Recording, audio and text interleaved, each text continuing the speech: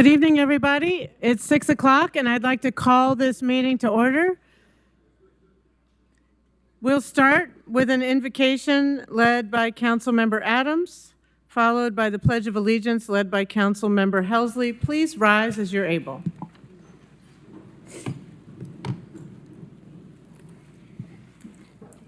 In a season of such immense beauty, when we see the regreening of our city, when we celebrate native blooms and global songs, let us come together to receive ideas and perspectives with open minds, to weigh opportunities and their potentials for people and for place, to consider ways we can be ever better.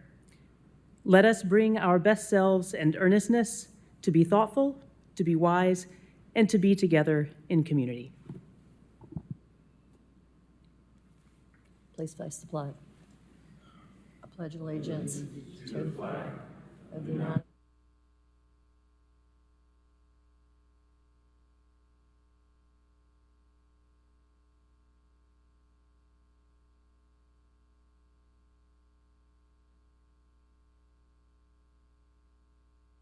Mr. Johnson, would you please call roll? Councilwoman Adams. Here. Councilman DeBartoleben. Here. Vice Mayor Fugit. Here. Councilman Grant. Here. Councilman Helsley. Councilman Honeycutt. Councilman Lloyd. Here. Councilwoman Parker. And Councilman Thomas. 8 members present, Mayor. Thank you. Is there a motion on the minutes from our March 17th meeting? Motion made to approve and seconded. Any questions or discussion?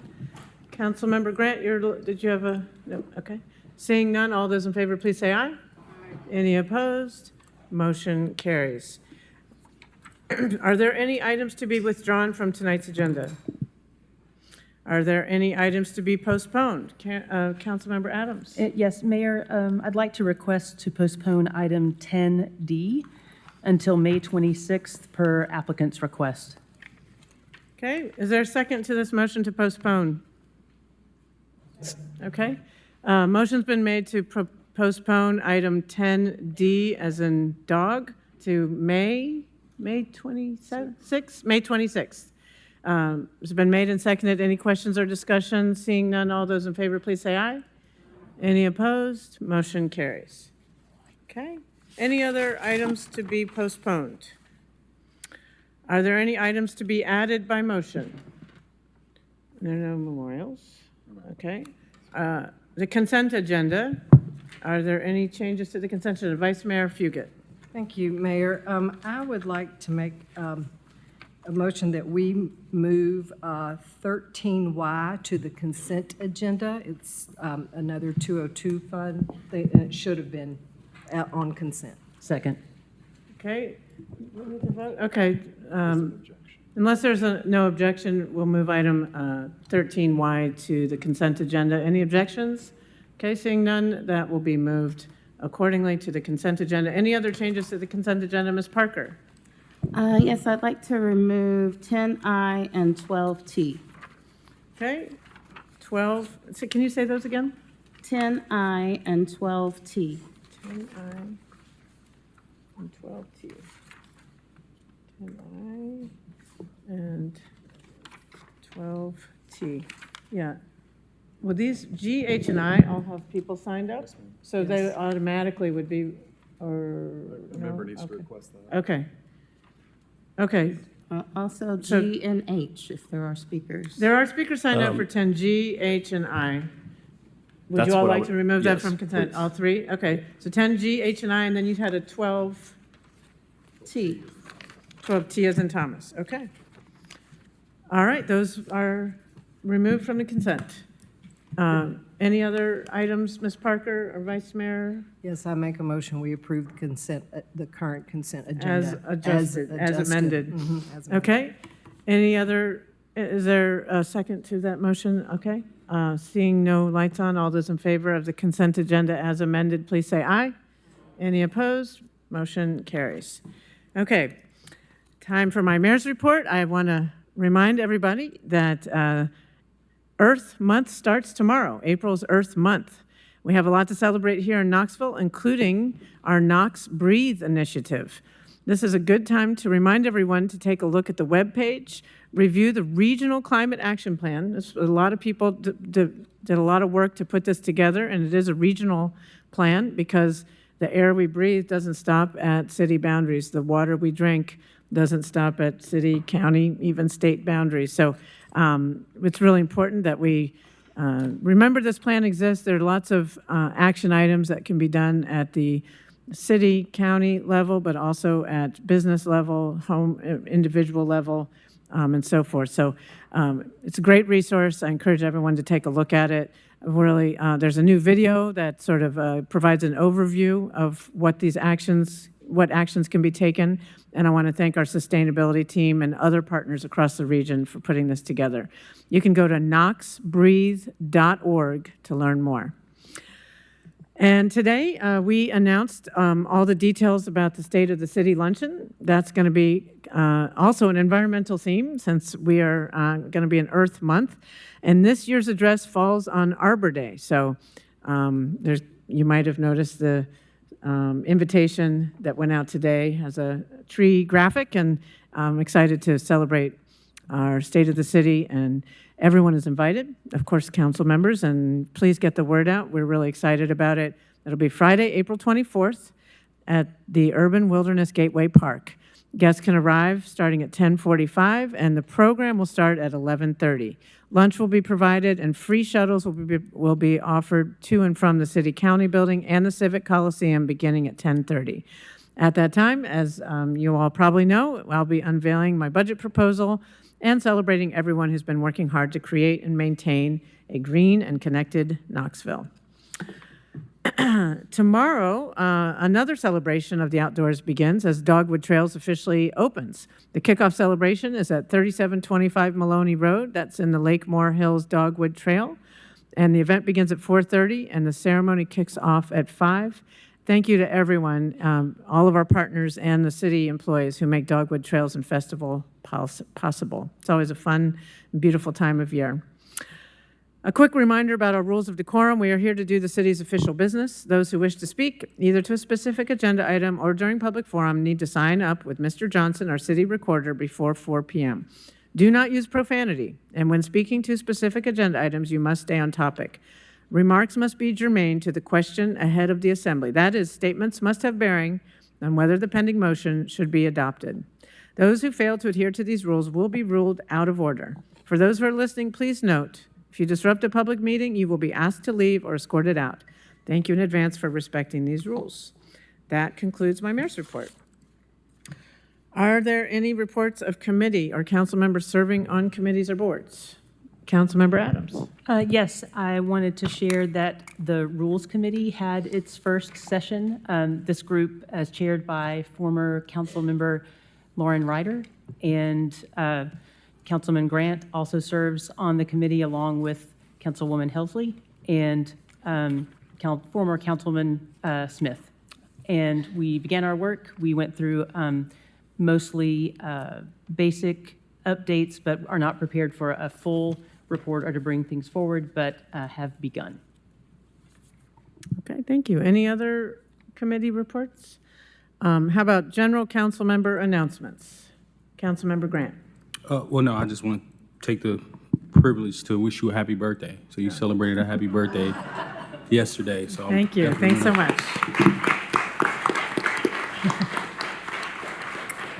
Yeah, and just, recognize the last day today being Women's History. So thank you to all the women out there who are continuing to, push for history and change in our community. Thank you. Okay. Hooray for women and birthdays. I love it. Councilmember Adams. Yes, I've got a few announcements. First of all, I would like to share a huge congratulations to the South Doyle High School robotics team for bringing home the Smoky Mountain Regional Competition last weekend in Sevierville. This win qualifies the team for the World Championship in Houston, Texas. But more importantly, the activities of this group fuel future engineers, programmers, and innovators. So huge congrats to them.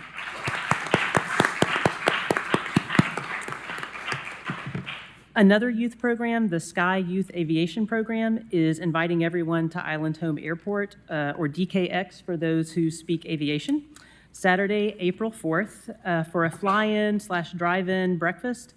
I have the pleasure of getting to volunteer with this program, and they give youth the opportunity not only to restore aircraft, but also learn to fly them.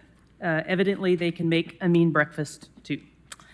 One other important note is 2 community input sessions are coming up for the Kerbella Temple site, which, if you're not familiar with it, it is on a hill at the end of the Gay Street Bridge. There's a development proposal for this site, and it's being discussed tomorrow, Wednesday, April 1st, from 6 p.m. until 7:30 p.m. at the Kerbella Temple, and on Thursday morning, April 2nd, at Kern's Bakery, from 8:30 a.m. until 10 a.m.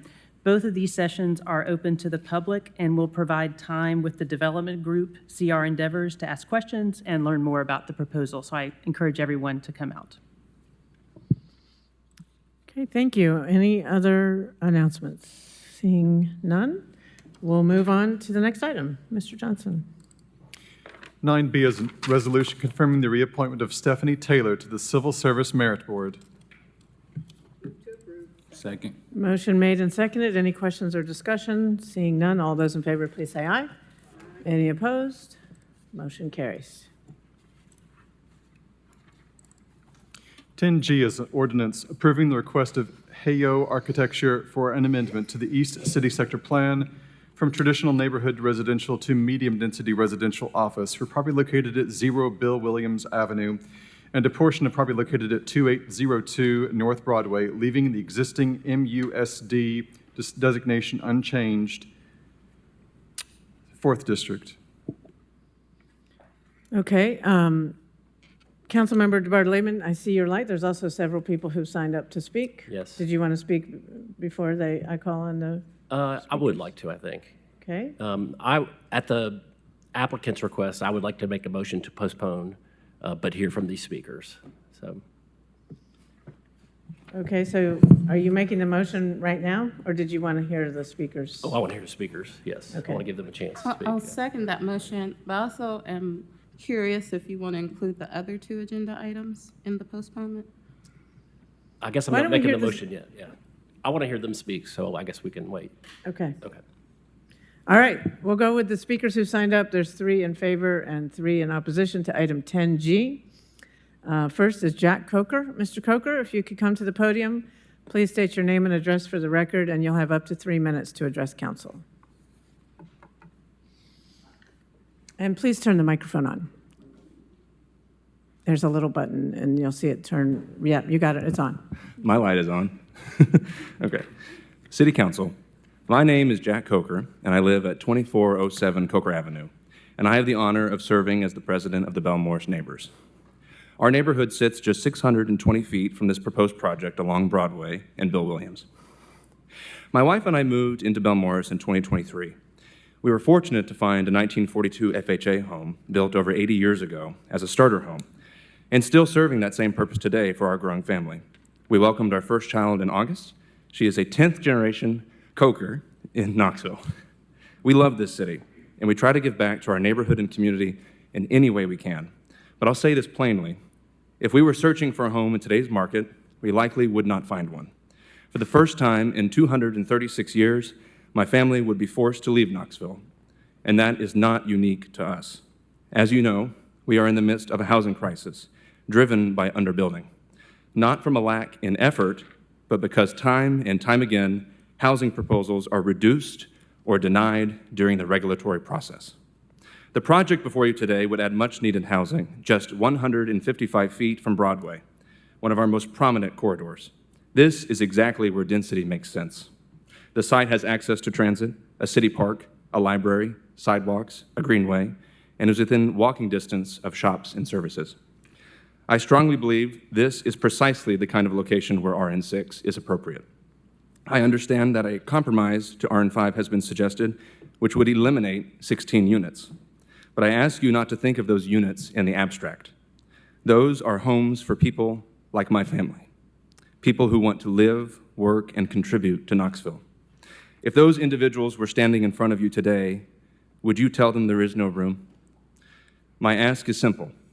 When or if this project comes back before you, I urge you to support RN6. Say yes to housing where it is appropriate and needed. Say yes to the future residents of the city, and please do not deny them a seat at Knoxville's table. Thank you. Thank you. Next person signed up to speak in favor of item 10G is Drew Harper. Mr. Harper, if you could come to the podium, state your name and address for the record, and you'll have up to 3 minutes to address council.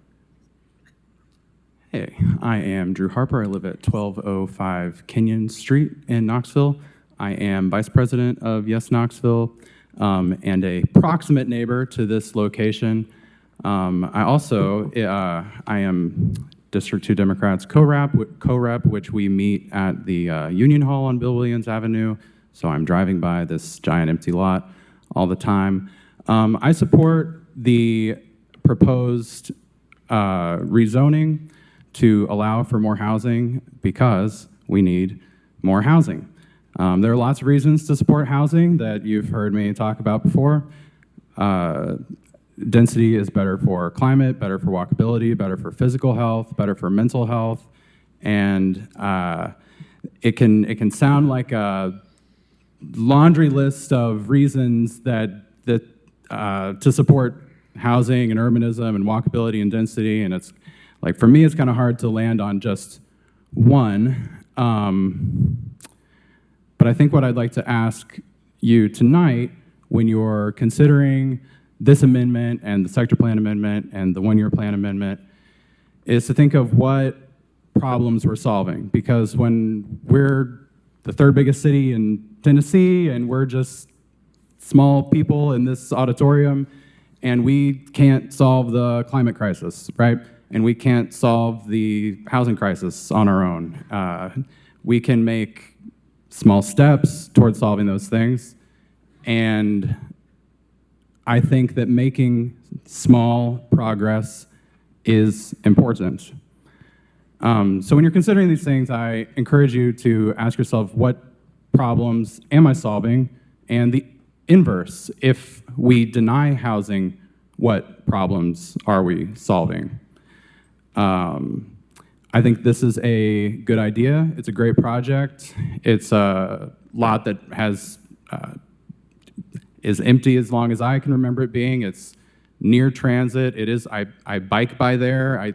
I think as the city continues to develop in a sustainable pattern, the people that live in these neighborhoods will have a better and better quality of life as it is safer to walk and bike places to work and school and home and churches and bars and coffee shops and businesses. And thank you for your time, and I encourage you to say yes to housing. Thank you.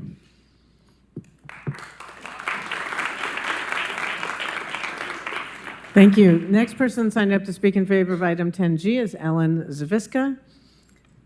Ms. Zaviska, if you could come to the podium, state your name and address for the record, and you'll have up to 3 minutes to address council. Thank you very much. Ellen Zaviska, 3118 Fairview Street. Some of you know I serve on the board for Yes Knoxville.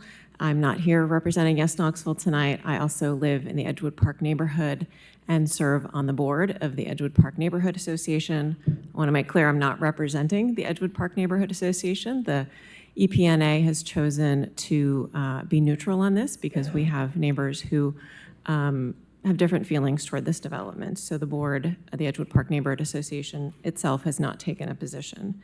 So I'm just here as a neighbor. I walk past this lot pretty often. I like to climb that hill from Edgewood in an effort to tire out my pit bull. This lot has sat empty for many years. It's become a bit of an eyesore, and I hope that we can all find a solution that adds much needed housing to Knoxville while also satisfying those neighbors who live closest to this parcel.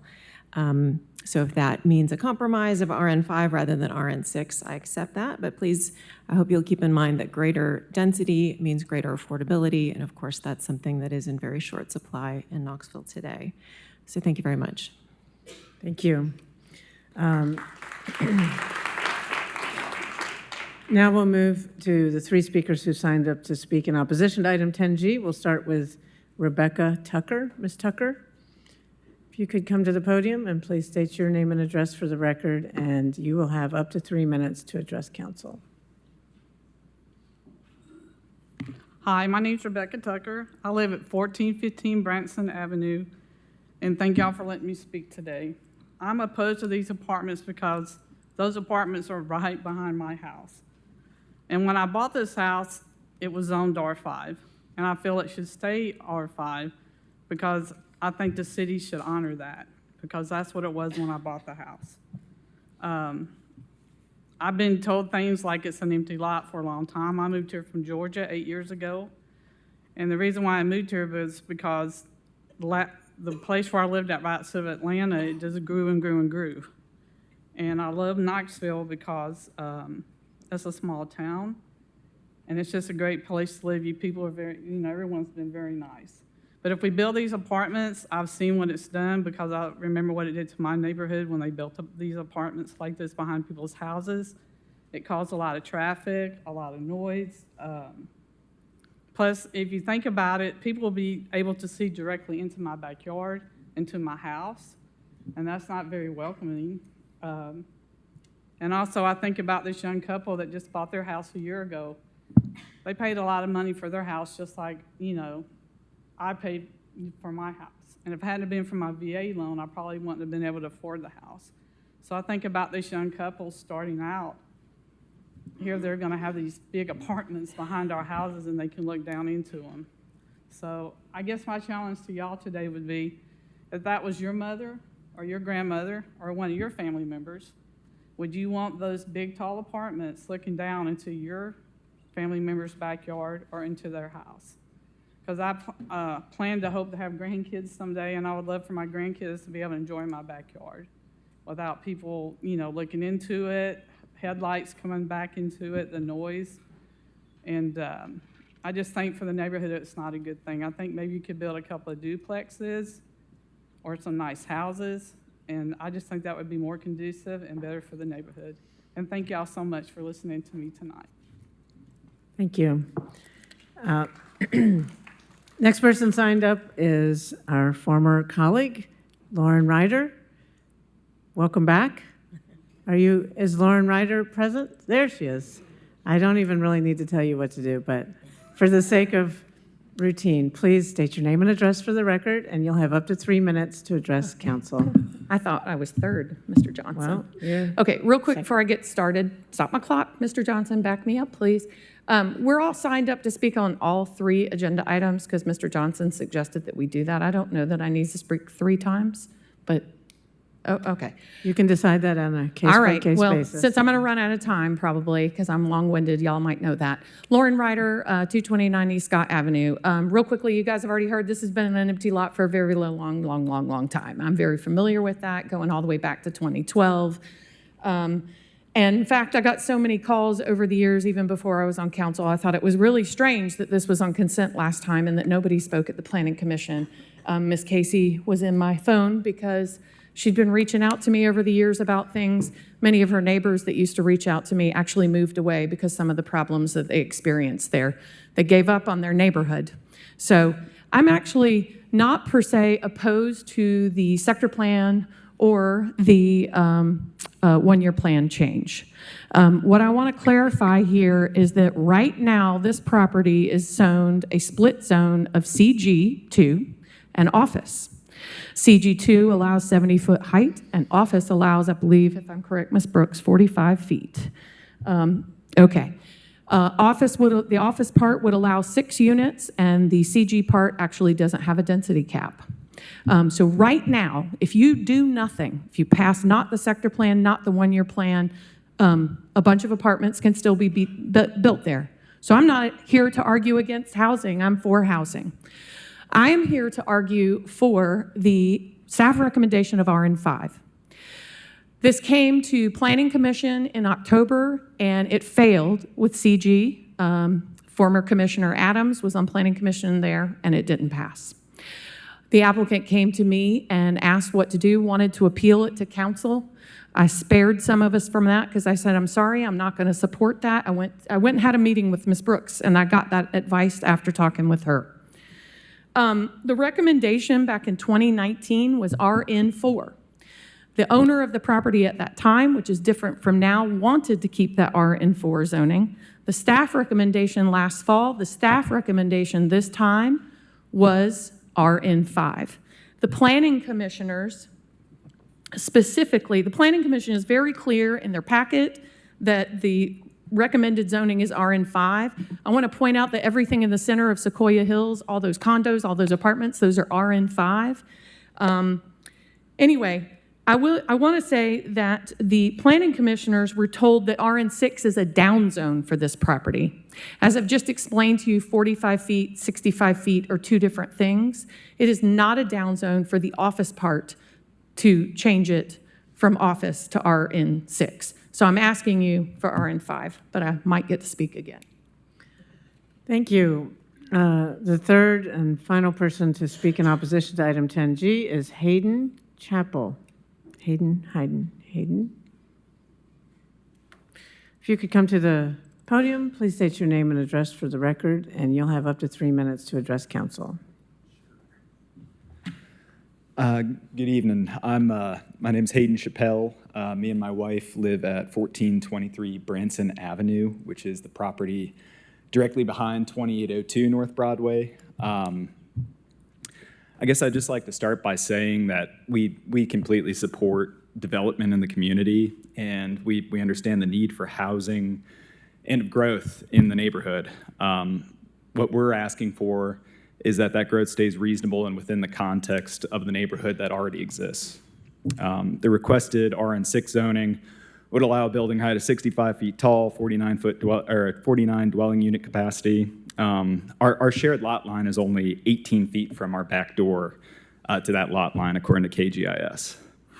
So a structure that tall, would not only change the neighborhood, it would dominate it, and it would dominate our house and our sense of privacy and security at our home. RN6 is, intended to accommodate high-density residential neighborhoods, and it doesn't really reflect the area surrounding it today. Commercial development on Broadway, light commercial to the north side of it, and then our small kind of single-family neighborhood on our side. So we're not asking for you guys to deny the project as a whole or to stop development or stop housing from being developed. We're just asking you to support the planning staff recommendation of RN5, which would still allow meaningful development and additional housing while respecting the community who already lives here. This zone is also supported by the Knoxville Zoning Code Users Manual, which states the RN5 district may serve as a functional transition between traditionally single-family residential neighborhoods and more intensely developed residential and commercial areas. This description is exactly what 2802 North Broadway is. So while we're protective of the massive investment we made as homeowners, I think we're the young couple Rebecca was referring to, we're not opposed to this development. We think it's important to the growth of the community that we love. However, to protect that same community, we request that you vote for the planning staff recommendation of RN5. Even so, we expect challenges. The preliminary design proposal shows a 35-foot structure that would only be 30 feet from our back door. But we're looking forward to working with the developer in the design review process to find ways that would mitigate that and mitigate that impact to us and our neighbors.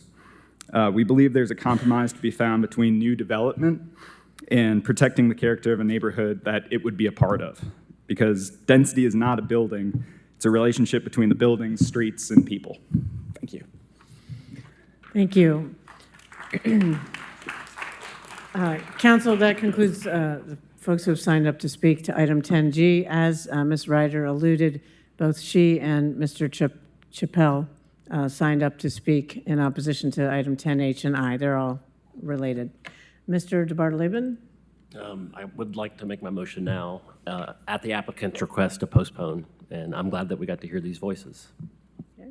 Do you want to postpone all three? I would like to postpone all three. Okay. How long? I'll second.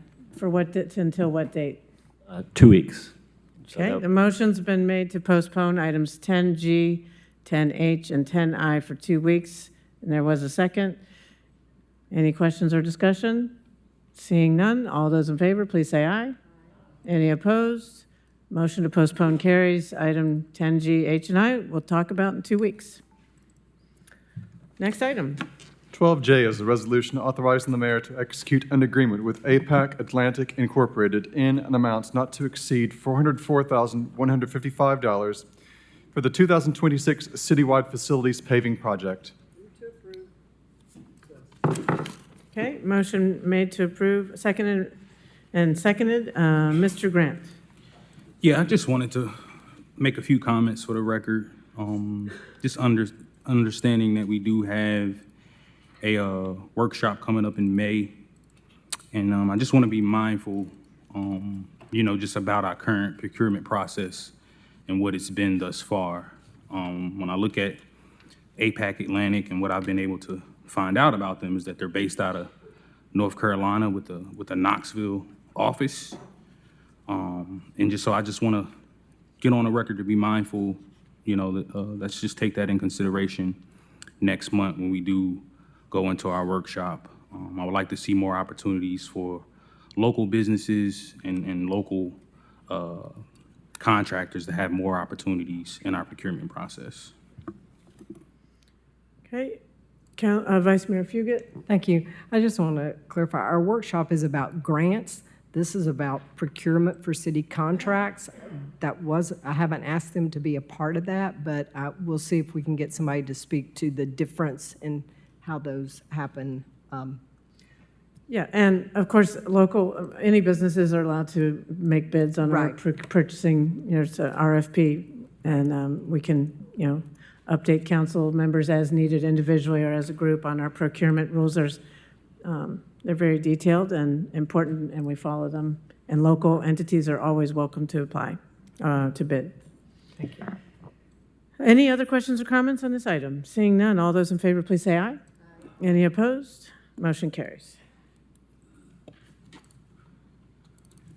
12K is a resolution authorizing the mayor to execute an agreement with Chris Haggard Plumbing LLC in an annual amount not to exceed $200,000 for on-call construction services. Motion made to approve and seconded. Councilmember Grant. Again, and I'm not trying to be a pest here. This Chris Haggard Plumbing LLC is another company out of Sevier County, and I know local businesses have an opportunity to apply, but I'm just seeing a repeated pattern of companies outside of our county being rewarded these agreements. And so I just want to get this on the record.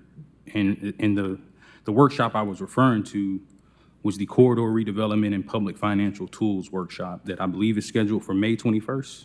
So not April, but the May 21st workshop. I just want to be mindful that as we're having these conversations, right, even though local businesses have the opportunity, maybe there's things that we can do better to make sure they're better prepared to be involved in the bidding process. And so I just wanted to get that on the record for this particular line item. Thank you. Okay, noted. Any other questions or comments? Seeing none, all those in favor, please say aye. Any opposed? Motion carries.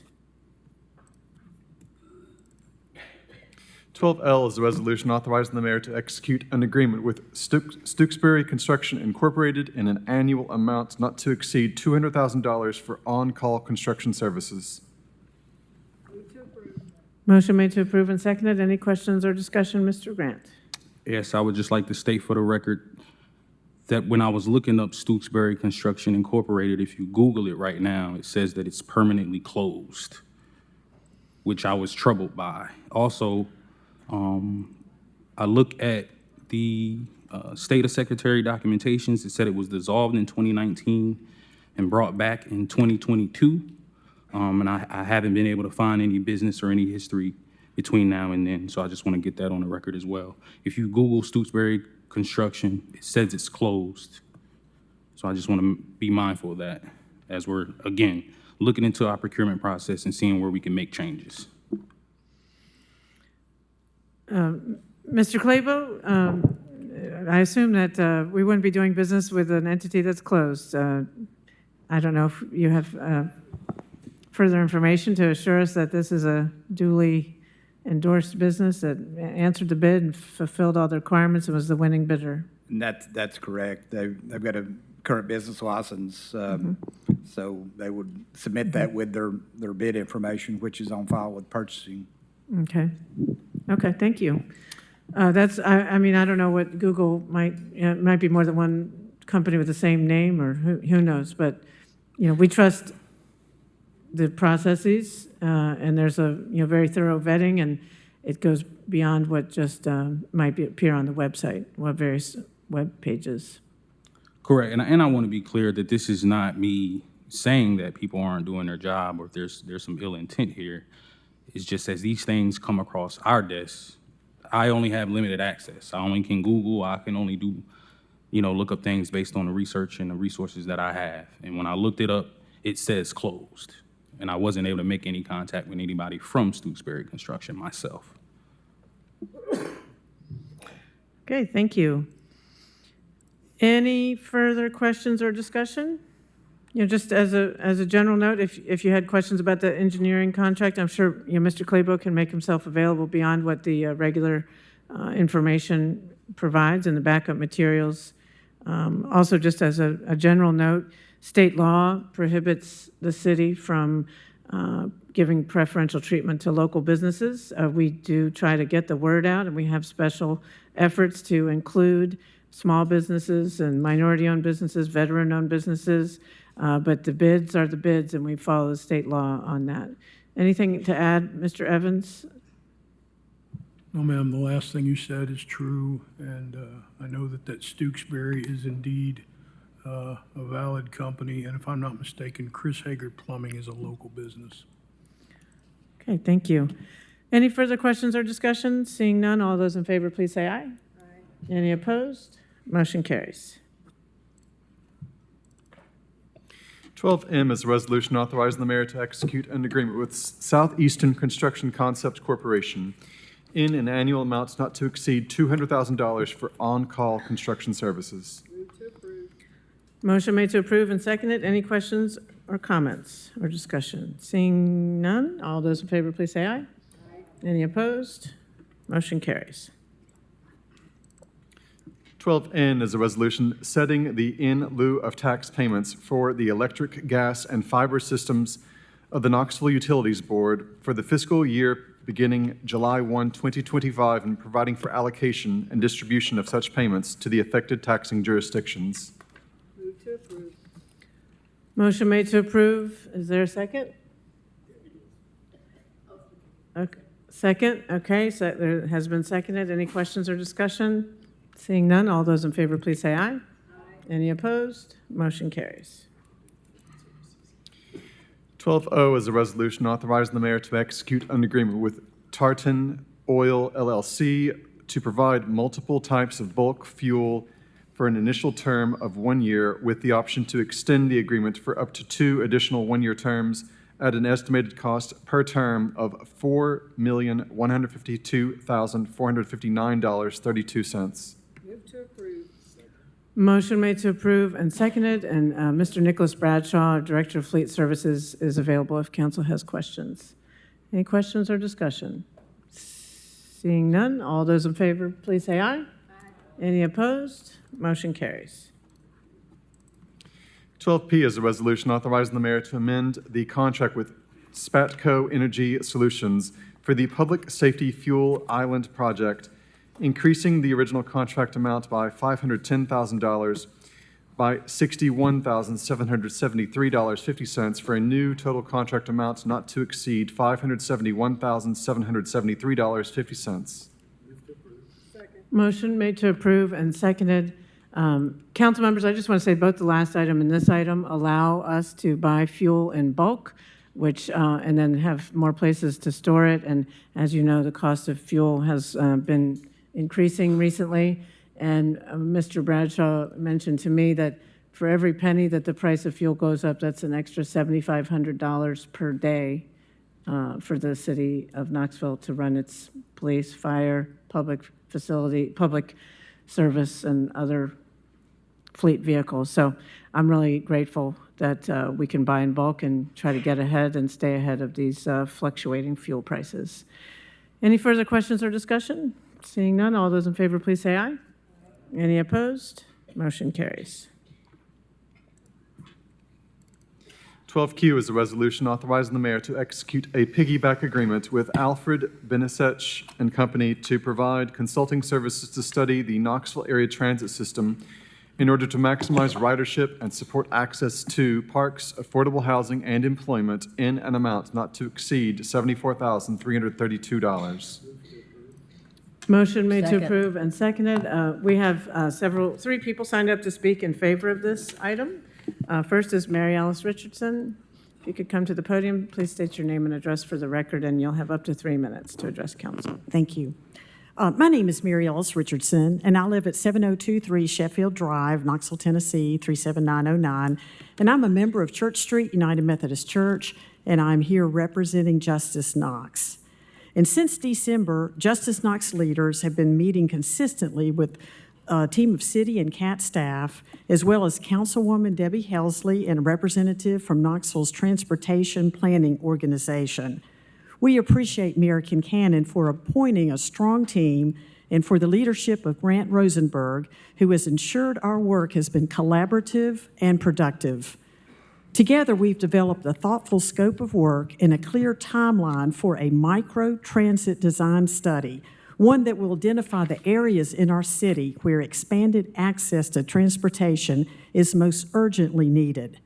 This study will use census data and existing data from our CAT system to ensure that recommendations are grounded in our local context and build efficiencies into systems already in place. But this is not just about data. This is about people. This is about seniors who are forced to cross 4 lanes of traffic just to reach a bus stop. This is about parents who are doing everything they can, yet they still struggle to get their children to school or to after-school activities. This is about neighbors who feel isolated from their own community, cut off not by choice, but by lack of access. And we have listened to these neighbors, and we carry their voices with us today. We know that all of you care deeply about the well-being of our community, and that is why we stand before you with both urgency and hope. We respectfully ask that you vote yes in support of this microtransit design study, because this is a step toward dignity, access, and opportunity for so many in our city. Thank you for your time, your leadership, and your commitment to our committee. Thank you.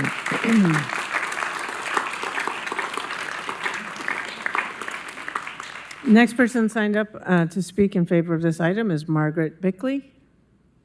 If you could state your name and address for the record, and you'll have up to 3 minutes. Good evening. My name is Margaret Bickley. I live at 5409 Wassman Road, Knoxville 37912. I'm a member of Justice Knox and attend St. James Episcopal Church. Since 2019, we have heard many stories from members of our community struggling with transportation. Because of that, we have devoted years of research on this issue to find solutions to our community's transportation gaps. These past 7 years, we've heard from neighbors who cannot easily get to grocery stores, who live in food deserts and childcare deserts, and who are unable to attain a basic quality of life. We've learned that over 10,000 households in Knoxville do not have a car, and many face long and dangerous walks just to reach a bus stop. Others living paycheck to paycheck spend more than they can afford on a car, but they can't afford not to keep their vehicle. One of our members recently shared that her rent is rising and she'd like to move, but she can't because she lives currently near a bus stop. She described the mental and physical toll that relying completely on our bus system is taking on her. She carries laundry across multiple bus routes just to have clean clothes.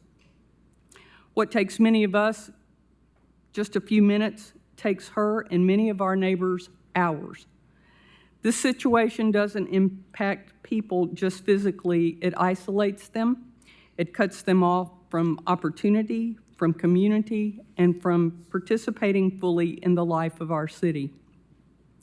We have learned that transportation is not a luxury, it is a lifeline. And that's why we're here today. This transit design study is the first step toward real change, and it will examine Knoxville's existing system and develop a plan to expand access through microtransit, connecting people to jobs, to housing, and to essential services. In just a few months, this study will give us a clear path forward. Our neighbors are waiting for access, for opportunity, and for dignity.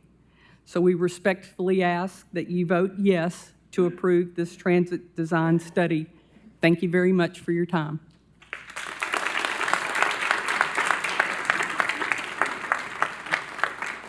The third and final speaker in favor of this item is Jake Studley. Mr. Studley, if you could come to the podium, state your name and address for the record, and you'll have up to 3 minutes to address council.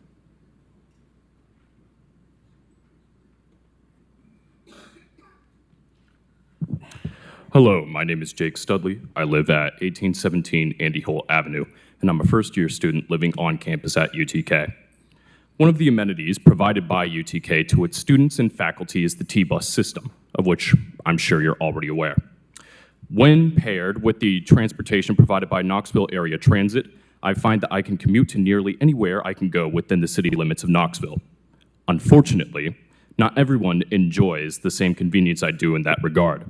Certain areas of the greater Knoxville community remain underserved by existing public transit, and addressing that gap doesn't solely lie within simply extending the current bus routes.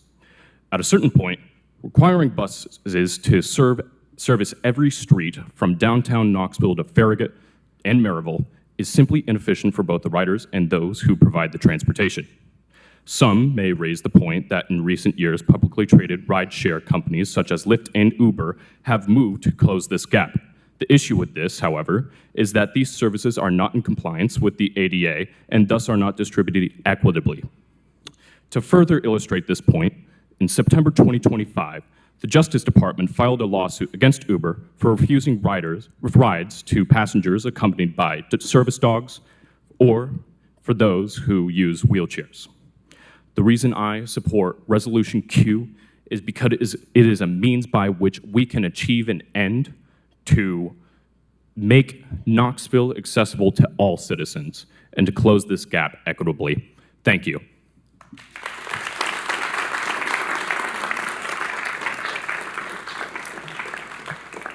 Thank you. I just want to thank Justice Knox for partnering with the city on this committee to come up with a plan, and I appreciate your partnership on this. And I want to thank Councilmember Helsley for serving on this committee, among many other things you're doing for the city. We appreciate it, and I know you've been very engaged, so thank you. We look forward, if council approves this in a minute, to seeing the results of the study and bringing that back to council for your consideration for whatever those findings may be.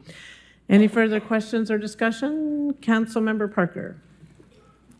Thank you, Mayor. I had a few questions for Director Thorne, if he's here. He is here, and so is Mr. Rosenberg. We'll see what the question is and who can answer it. So please go ahead.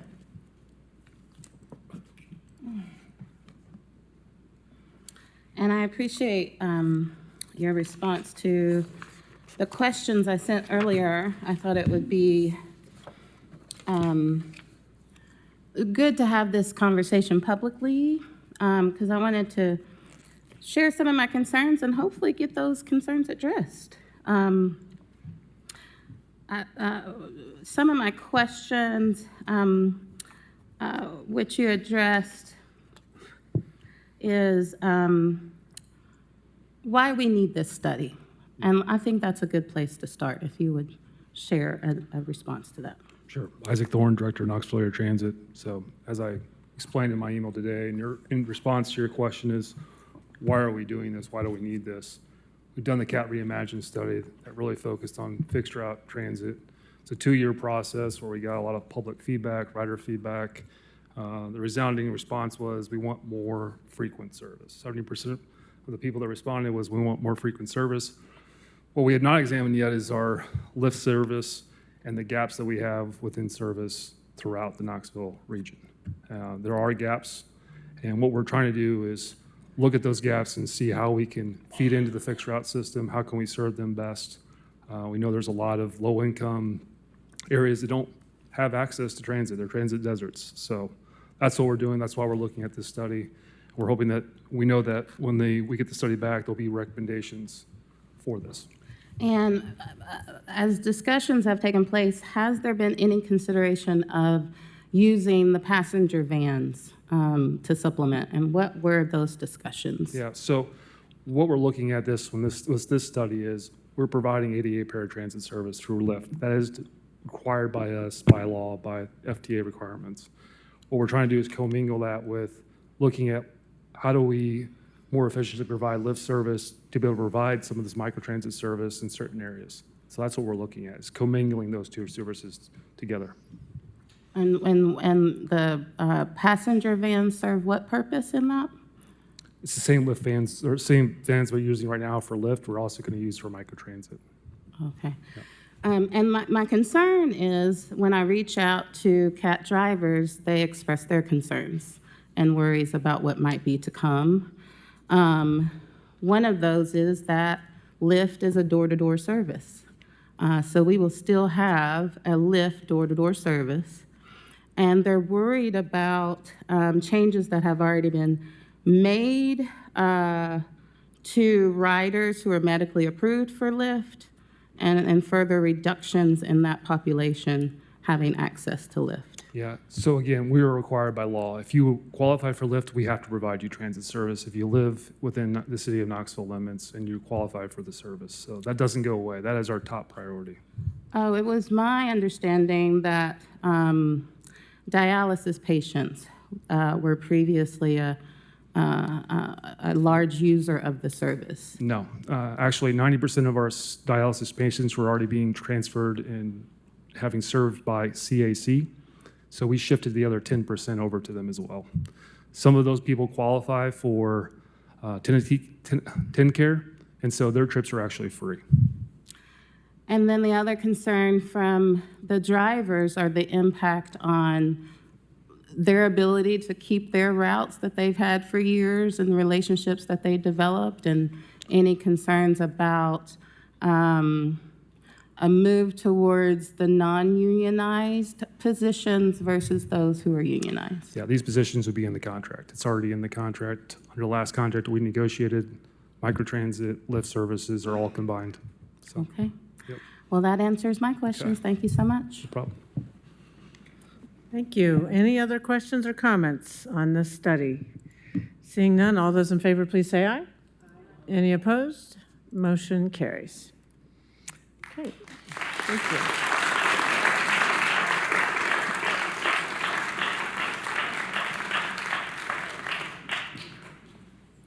R is a resolution endorsing implementation of Phase 1 of the Alternative Response Business and Service Delivery Plan and thanking the members of the Alternative Response Task Force and other engaged stakeholders whose contributions were integral to the development of the plan. Move to approve. Second. Okay, motion's been made to approve and seconded. We do have some people speaking, signed up to speak on this item. First is Elizabeth Rowland. Ms. Rowland, if you could come to the podium, state your name and address for the record, and you'll have up to 3 minutes. If you could put the microphone down a little bit. Yeah, there, perfect. I'm Elizabeth Rowland. I live in Fountain City on Balsam Drive, and I'm a member of Knoxville Heart. Knoxville Heart seeks passage of this resolution to continue momentum made with the release of the Alternative Response Task Force Business and Service Delivery Plan, which recommended the city and county consider implementing a phased community responder program. To be clear, this is not a budgetary resolution, but an opportunity to thank community members and representatives of participating agencies for the work they did on the Alternative Response Task Force. The task force spent all of 2025 convening monthly, providing feedback between meetings, and working with outside experts to create this report. And that work is worth acknowledging.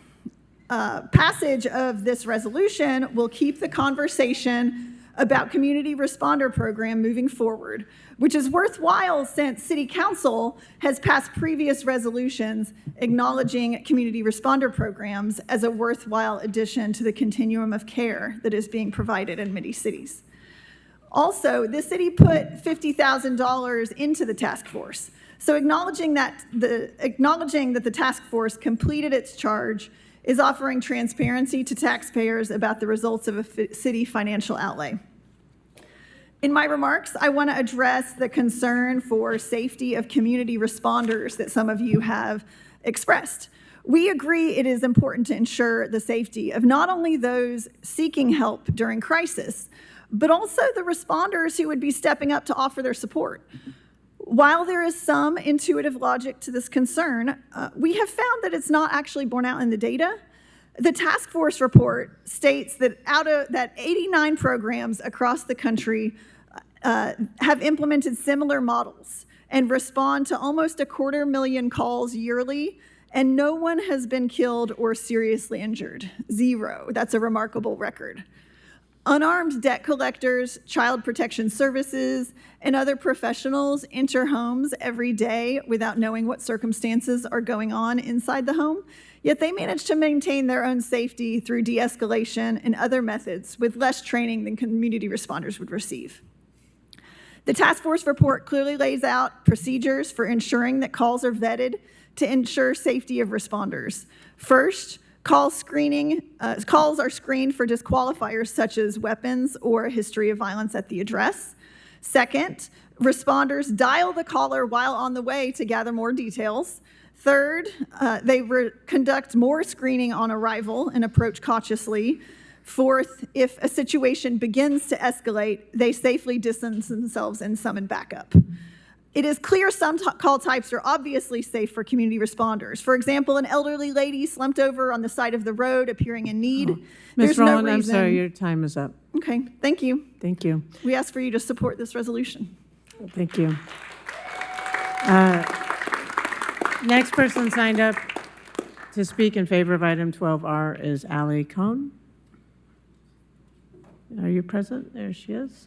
If you could come to the podium, state your name and address for the record. You'll have up to 3 minutes to address council. Sorry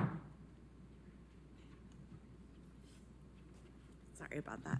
My name's Ally Cohn, and I live at 3406 Orlando Street, 37917. I'm a licensed master social worker. I'm one of the founding members of HEART, where I have volunteered for the last 6 years. I served on the Alternative Response Task Force. I spent the last 2 years as a mobile crisis clinician in surrounding counties of Knoxville, and I currently work with people who use drugs in my role as the overdose prevention director at Help and Harm Reduction. Sorry, I'm out of breath, but I heard you call my name and I was running. So I'm here to read some excerpts from 2 letters of support that we received. The first one is from the Cookeville Fire Department, Chief Young, talking about their community responder program. The team responds to nonviolent incidents that are screened and dispatched through Cookeville Police Dispatch. They spend time with individuals, assess their needs, connect them with available resources, and provide follow-up when possible. This not only helps individuals get the assistance they need, but it also allows our police officers to remain available for other calls for service.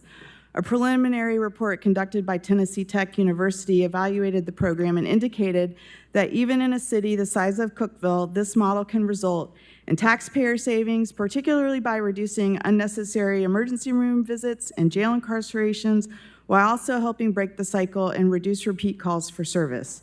From an operational standpoint, the program has proven to be safe and effective. In the 15 months since implementation, there have been no arrests and over 400 calls that the community response program has responded to. Additionally, there have been no incidents of violence involving individuals encountered by the team. I will be the first to admit that when this program was first introduced, I had concerns, particularly regarding safety. However, after working through those concerns and department personnel visiting a similar program in Durham, North Carolina to learn from their experiences, it became clear that this program model works. Based on what we've learned and I've observed, I fully support this program and recommend it to other communities. It is improving outcomes for our citizens, reducing strain on our police officers, and making more efficient use of taxpayer dollars. And then the second letter is from the police chief Winfrey at the Cookeville Police Department. I'm just going to read a short excerpt where he says, often the situation will escalate when a uniformed officer responds to a mental health call. Notably, none of these 400-plus calls have resulted in arrests. Outcome reflects our ability to de-escalate situations. Traditionally, officers responding to these kinds of calls are limited to two primary options, transporting to a hospital or an arrest. And the program offers a critical alternative by connecting individuals with the resources. I know this isn't the same as what the task force recommended, but I think this really shows the potential for good and also how these kinds of programs can be tailored to fit different kinds of communities. We know that this would be a model that would be really great on the continuum that already exists.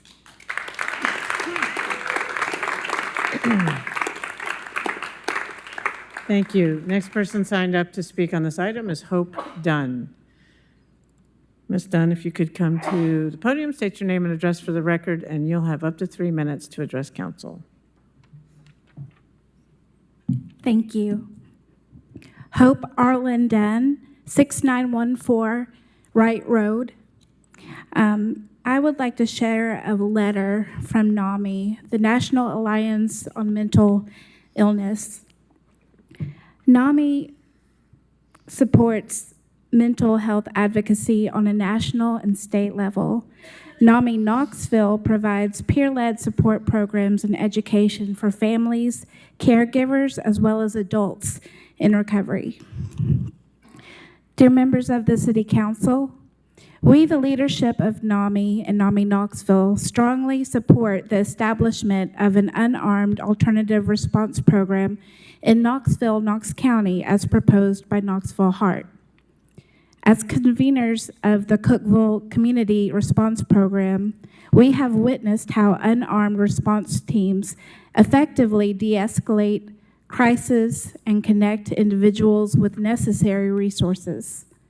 The CCR program has proven to be a valuable non-police response, saving Cookeville an estimated $96,571 annually by reducing emergency room visits and hospital stays. We believe this initiative in Knox County will provide intervention resources and improve stability for individuals in crisis, as well as save taxpayer dollars by diverting mental health crisis from hospitals and jails. Lastly, de-escalate crisis and reduce the burden on law enforcement and the justice system. Safety concerns for mental health clinicians and EMTs can be addressed with police on standby during dispatch and safety measures within crisis vans, as demonstrated by Cookeville's program. Despite initial hesitations, Cookeville emergency service leaders now enthusiastically support the CCR program.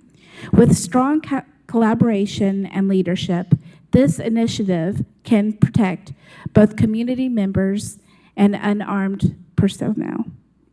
We urge the City Council to support this initiative in Knox County and ensure it is adequately resourced for success.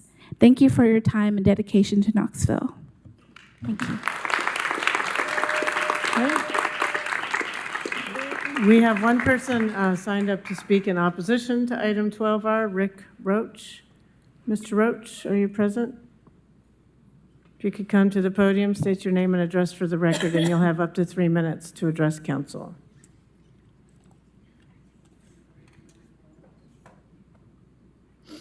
Rick Roach, Knoxville. For the record, I just took up the slot. I am a member of HEART.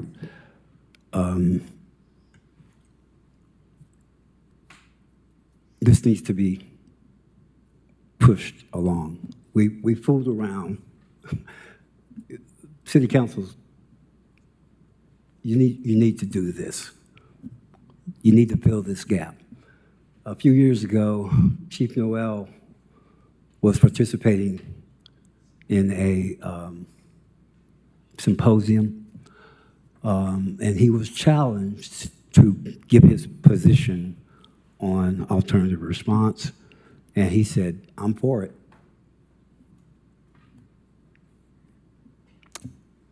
And I thought, where's this going to go? Haven't heard much from Chief since then. The recent meeting where you met with Hart members to discuss how to move this along, and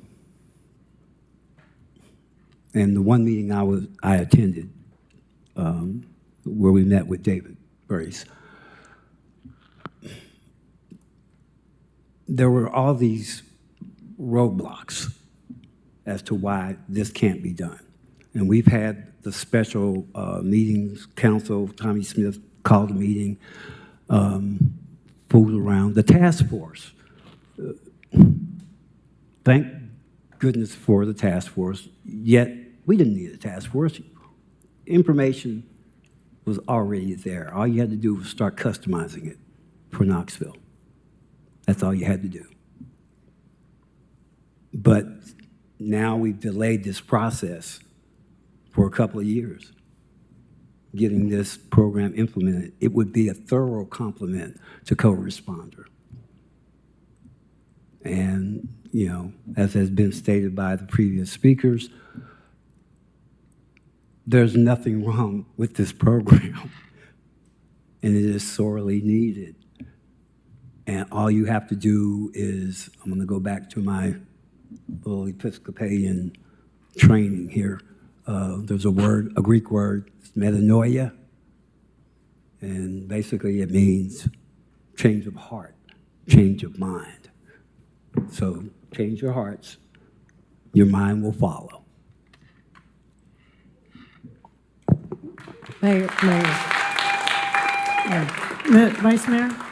Point of order. I did not want to interrupt you, Mr. Roach, but this is 2 meetings in a row that that council rules have not been followed. So Mayor, I would ask in the future when someone signs up to speak against an item, they either need to speak against it or they need to be called out of order. Thank you. Thank you, understood. That concludes people signed up to speak on item 12R. Councilmember Parker. Thank you, Mayor. I'm going to give a little bit of the history to catch us all up. So bear with me as I go through it. But thank you to the public forum speakers. I've brought before council tonight a resolution that expresses appreciation to the city and county administrations for working together to form an alternative response task force. The resolution also endorses the implementation of the Alternative Response Business and Service Delivery Plan and thanks members of the task force for their work. In 2024, Mayor Kincannon's office, upon council's request, led efforts to form a joint city-county task force to develop a business and service delivery plan for a 911 dispatched alternative or community response program for Knoxville and Knox County. Both the city and county each allocated $50,000 towards the work of the task force and the development of the plan. I want to thank Mayor Kincannon for your leadership in forming the task force and involving the county in these efforts.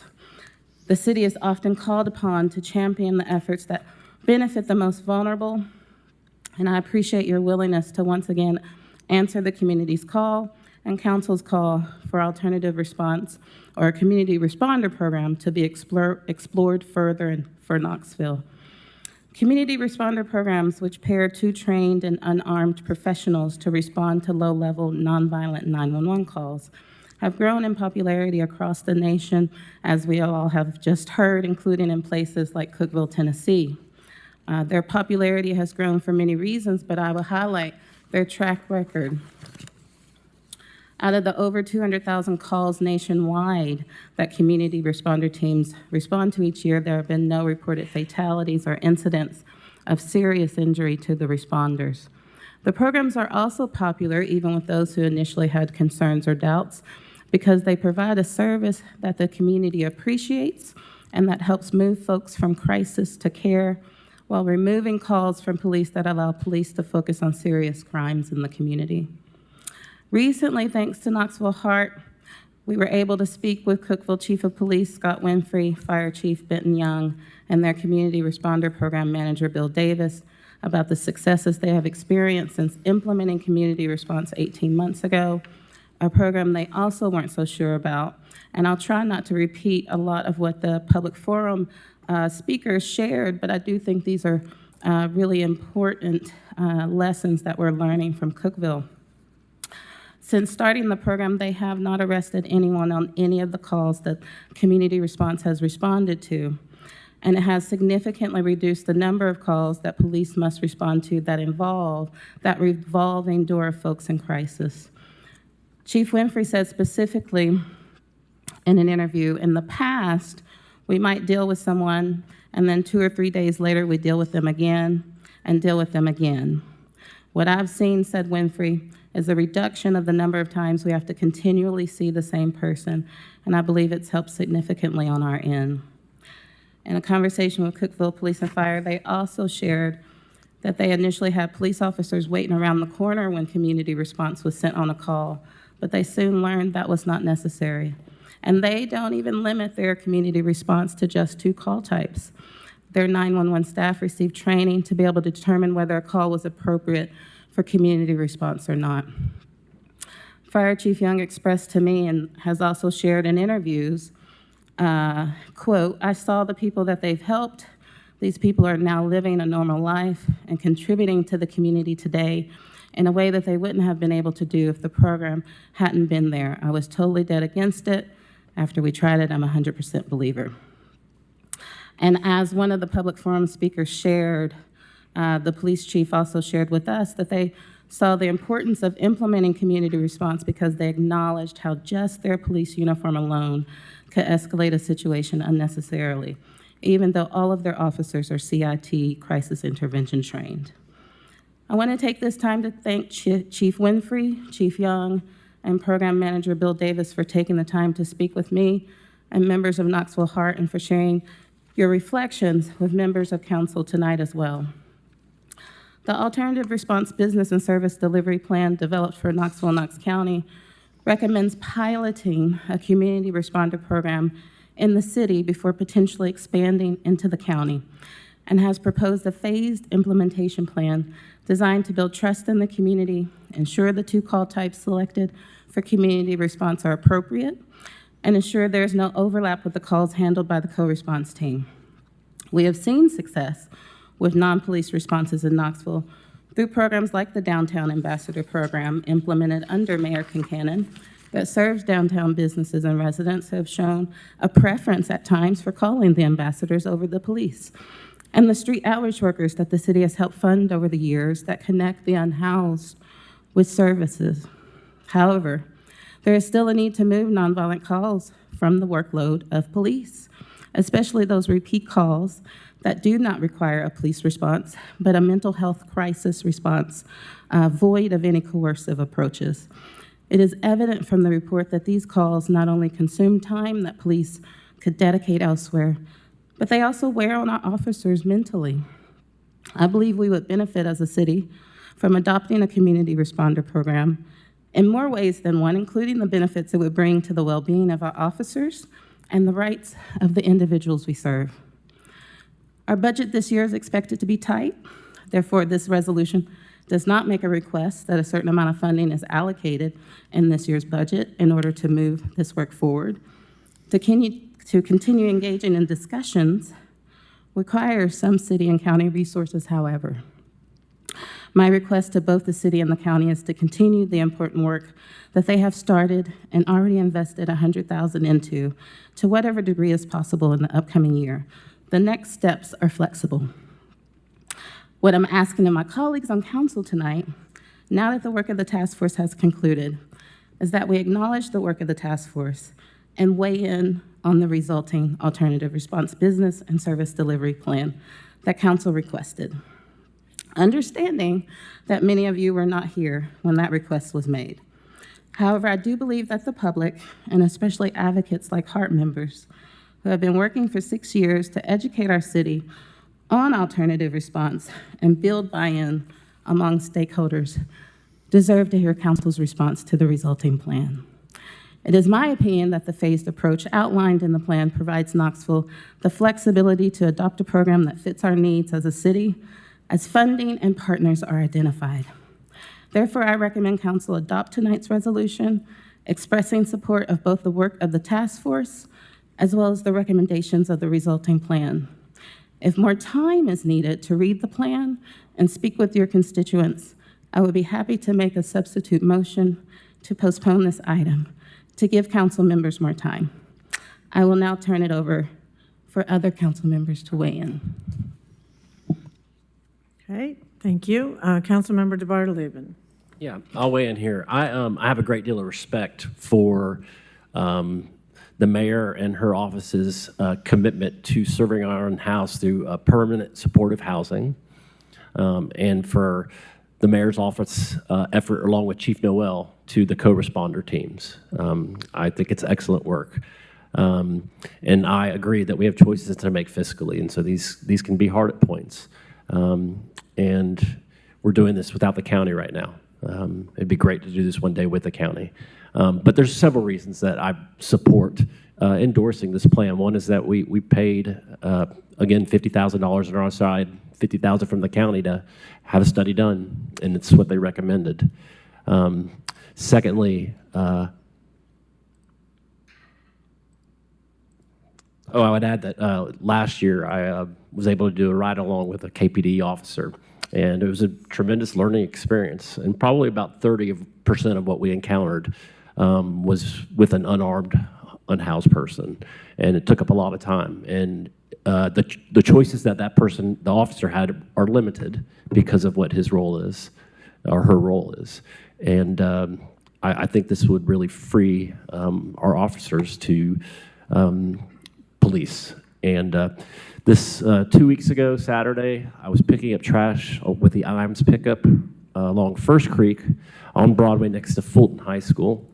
And most of the trash there comes from our unhoused.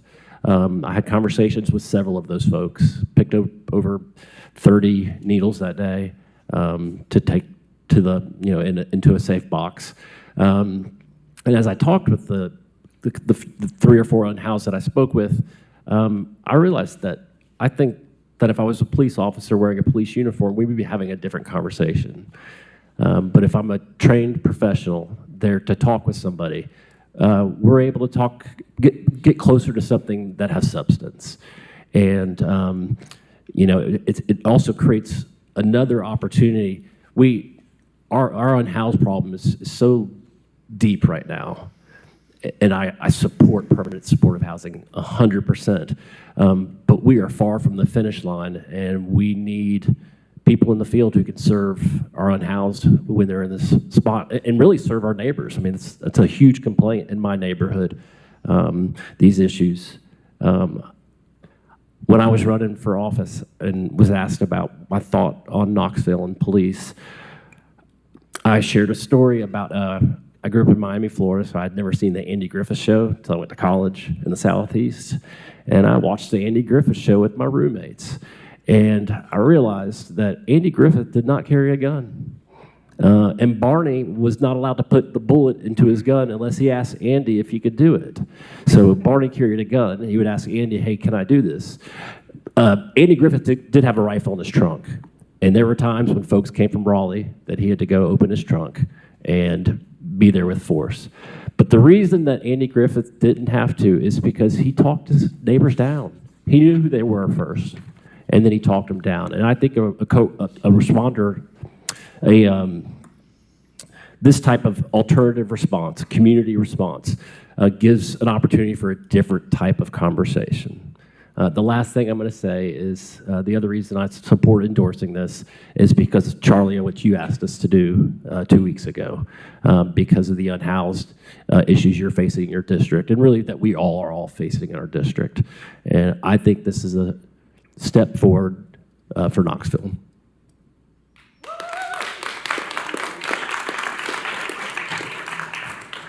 Councilmember Thomas. Yes, Chief Noel.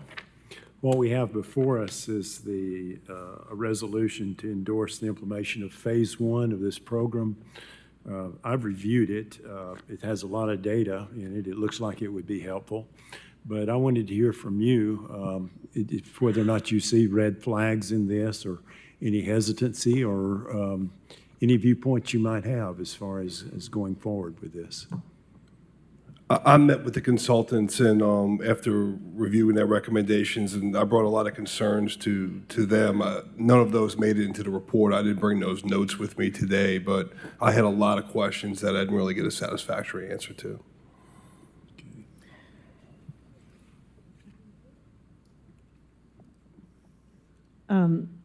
Thank you. I just want to make a couple comments. First, one part of this resolution is to thank the people who participated in the task force. So I'll just say for the record, thank you to everyone who participated on the task force.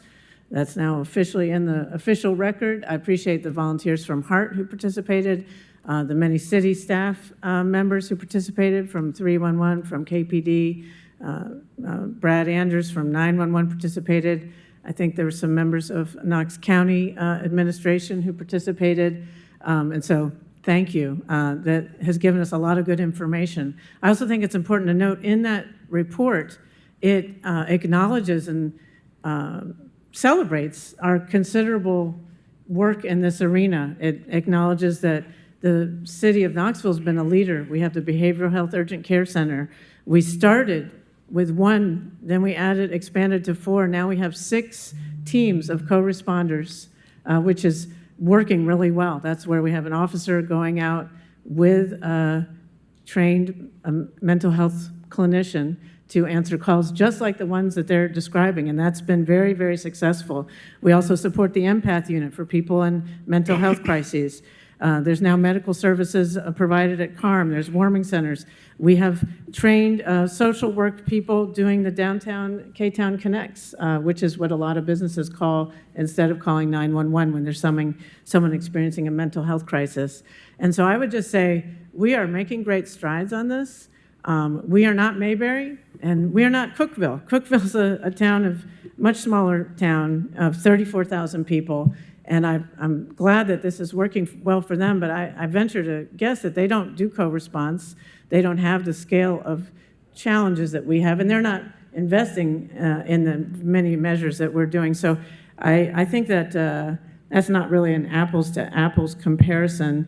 I do want to note for the record that Phase 1 and some of the costs could lead up to, I think, $750,000 and $1 million. And just as a point of information, when we talk about there's some things only the city does. For example, first responders, infrastructure, keeping our city running, and there's other things that are a collective responsibility. Every single person in the city of Knoxville is also a Knox County resident and taxpayer, and a lot of these things we talk about, only city taxpayers are funding. So I welcome.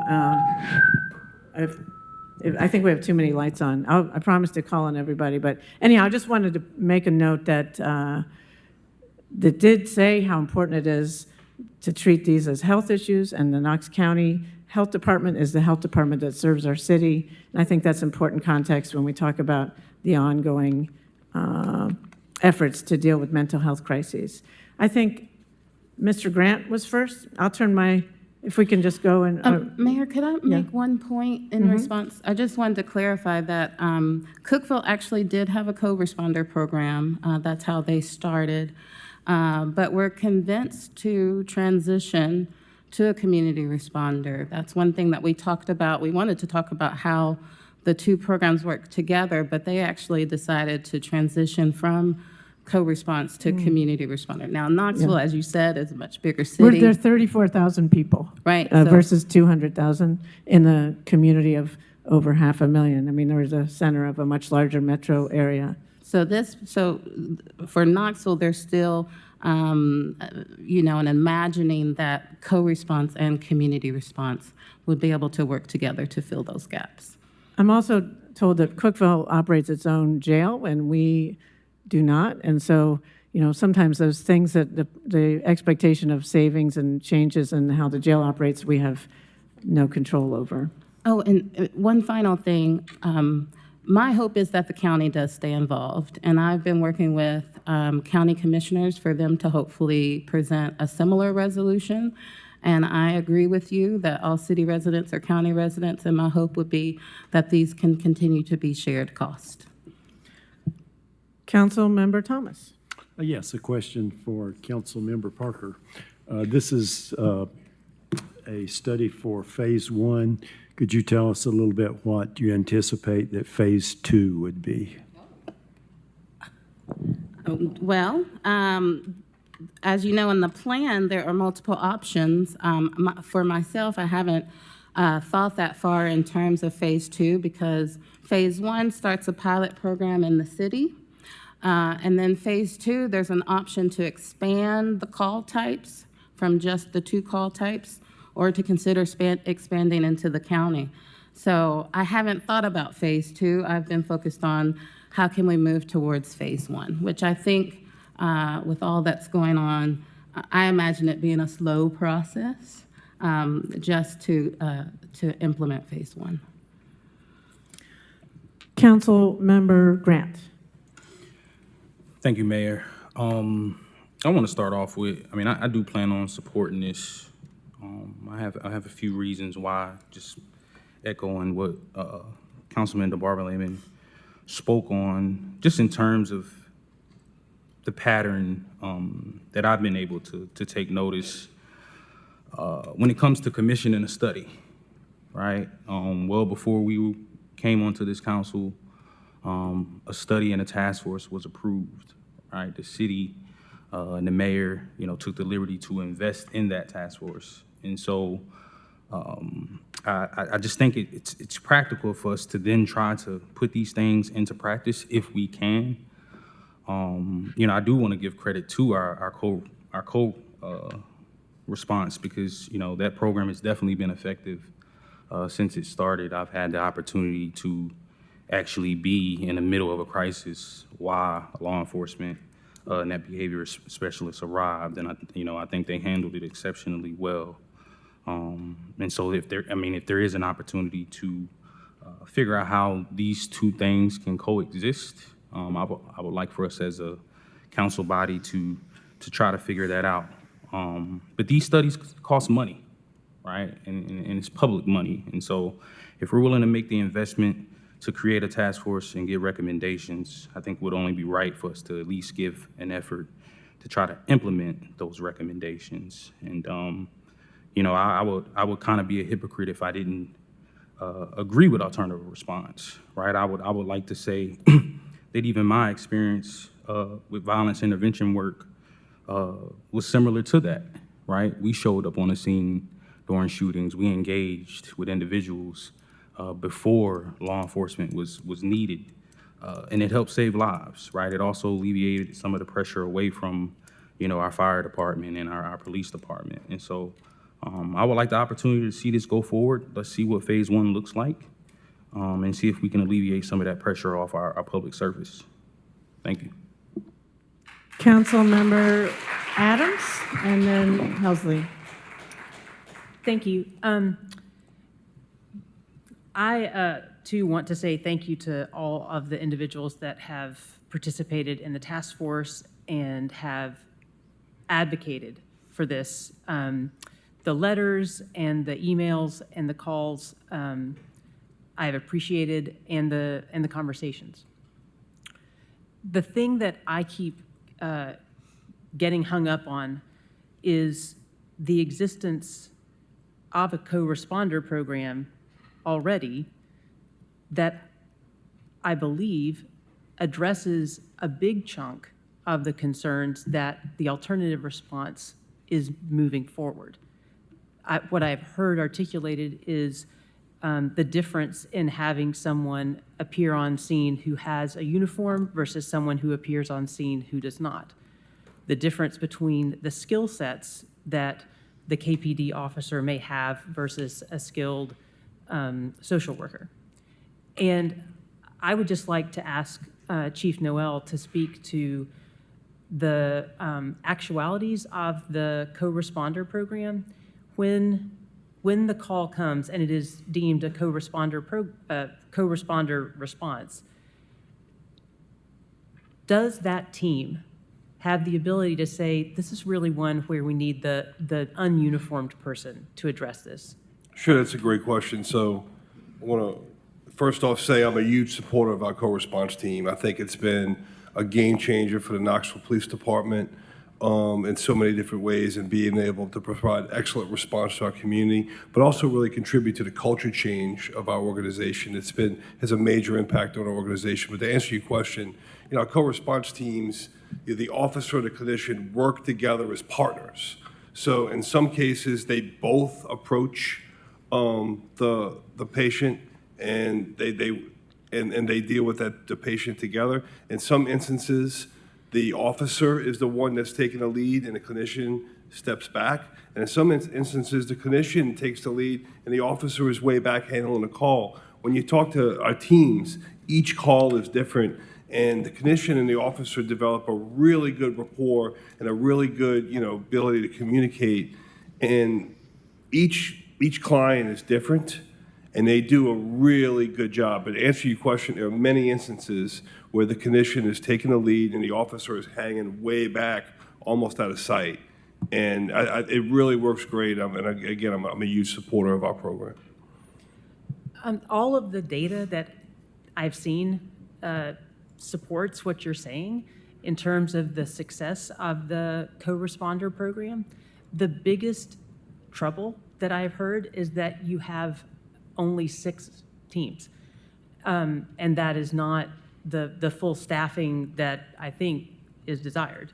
That's correct. We started off under the mayor's leadership. Even before I came here, the team was developed as a pilot program, and we've now grown to 6 teams. The item that we're going to talk about a little later, growing to 9, will allow me to bring our team to a district-based focus. So not only that would allow us to have 3 teams in each district focusing on a geographical area, it would allow us to do a lot more personalized follow-ups. Ideally, we want to be at 12 teams total in our city, 12 police officers and 12 clinicians doing this work citywide. This allows us to give us robust coverage 7 days a week, not only to respond to these calls, but to be able to do follow-up. In the brief time I've got left here, again, thank you for answering both of those questions. And I'm thinking about this very practically. And when I think about the calls that I have placed and the different circumstances and the interactions that I've had, I think about the value of having options. And I know that the alternative response is being presented as, here's another option, but I think it is a third option where we have 2 functioning options at this time, and one that has very good data behind it. And inside that option, we're equipping the people who are on the ground with the ability to make the decision at that moment as to what is going to help the individual who is in crisis most safely for them and for the people responding to the call. So for that reason, when I think about limited funds, to your point, Councilman DeBartoleben, I think about what this cost is. Do we invest in a third response, or do we put money where the data is saying this is working? Councilmember Helsley. Thank you, Mayor. I'm kind of all over the map here, but Andy and Barney were in 1960 when there wasn't much crime in Knoxville either. So just so you know, it was 1960. It's been a hot minute ago. So when we've had the workshop, whenever we had that, has that been 2 years ago? I don't know, since I've been on council. Cahoots out of Eugene, Oregon was what we were given as the example of the do-all of this entire process. And they're now defunct. So I don't know of another example that I've been given other than Cookeville, which of those 35,000 people in Cookeville, 10,000 of them are Tennessee Tech students. So I don't know that I can take much from that, considering that Knoxville's handling Knoxville and all the surrounding areas. I mean, you mentioned, Mayor, most of the things that I had on here anyway, but with Empath, we've got all these outreach workers from CAC and VMC, and I'm not even sure where else, but I know they're on the streets all the time helping. the downtown ambassadors. I just think we have many avenues to get this work done. I'm not opposed, I mean, to anything that works, I'm for it, you know, because we need to do better. But I just don't know that it's totally necessary at this point in time, but that's just my thoughts kind of from all over the map. So I don't think right now it's needed. Thank you, Councilmember Fugit. Thank you. Just a couple of thoughts. I've been here the whole time we've been discussing this, so this is your sixth. I'm talking about alternative response. My concerns are just, practically speaking, much more practical. One of the concerns that I keep hearing every time we talk about this is, first of all, E911 has to say that they're going to do a code for it. They have yet to acknowledge that they want to do that, because they do calls for all the services, the sheriff and KPD. My other concern is that we haven't even fully staffed co-responders that we know that we need. So like my colleague, Councilwoman Adams, I'm a little hesitant to start yet down another path if this one isn't full, if this one hasn't been maximized. Another concern I have is, what does the plan actually obligate, this proposal actually obligate the city to do? I'm not at all opposed to continuing conversation to see if this could work, but this phased plan is much more tactical, and cost is attached to it, which the mayor will present her budget, which will be how she proposes we spend the money. If council at that point wants to make an amendment to the budget to do that, that's one thing. But right now, this proposal almost sounds like it's telling the mayor to go ahead and commit funds as she's doing the budget. If I'm understanding this plan that we said could cost X amount of money. Again, the timeline is not as clear to me how long that will take to get there. I do think that having lots of people trying to help people is valuable.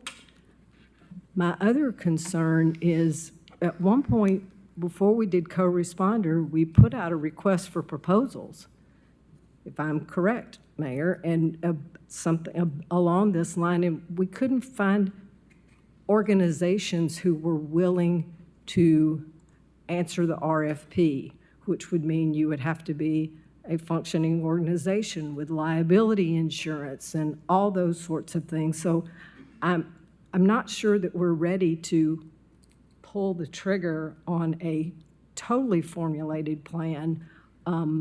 Those are just my questions, which is why I hesitate to say I'm committed to the proposal as it stands. Councilmember Parker. Thank you, Mayor. I wanted to respond to a couple of comments and just emphasize that what community response provides is different than co-response. So I would not view the programs as working to address the same needs or fill the same gaps. The conversation around community response began in 2020 and has continued for the last 6 years, because even with implementing co-response, service providers, community members, and other advocates continue to see the need in their daily work, you know, and in their everyday lives. So I just want to emphasize that the two programs do have different purposes that we are seeing a need for in Knoxville. In terms of the timeline, I believe we have some flexibility, and I believe we can use this plan to help identify potential funding sources to help move this work forward. So my assumption when reading the plan is not that all of the budget numbers outlined in the plan would be city tax dollars, but that we, based on the information provided in the plan, that we would be able to find funding to support this program. As Chief Noel indicated, we have an item on our agenda coming up for the opioid abatement grant that the city is putting towards the co-response program, but those are funding sources that could also go towards a community responder program. And then also, I think it's really important, and this is something that police officers have told me themselves, is that when they go into a situation, they are law enforcement. And that is their role, and that is their duty. And so there's not an ability for them to take that hat off and not lead, with a law enforcement approach. And so to remove them from these situations where they don't necessarily have the tools needed for that call, it would benefit not only the individuals reaching out for help, but I believe also our officers, to remove some of those calls off of their plate. And I did include, as attached to this, I know my agenda item was really long, and I apologize. I wanted to include all of the attachments that I referenced in the resolution so that you could review it for yourselves. But the 21st Century Policing Report that was commissioned by KPD in 2023, it goes through and details and shares a lot of the officers' frustrations with dealing with, I don't remember the exact language, but it was the revolving door of calls and the individuals that they continue to see repeatedly. And that was something that stuck out to me from speaking with Cookeville, is that through their community response program, which pairs an EMT from the fire department with a behavioral health specialist, they're actually able to move those folks and stabilize those folks in a way where they don't continue to be a repeat call that the police department then has to respond to. So that's the goal of a community responder program, and this effort is that we are able to provide this service that will have significant impacts on the workload of our officers, the mental strain on our officers, but also provide a more appropriate service for those who are experiencing those mental health crises. So yeah, I just wanted to clarify the difference between the two programs, and also the plan in terms of who would respond to this RFP. The plan does highlight that we have new partners in the city, probably since 6 years ago, that we would likely respond to this RFP. But those are conversations that I anticipate taking place following this resolution, and why I do think it would be a slower process towards implementation, so more conversations can take place. Councilmember Thomas.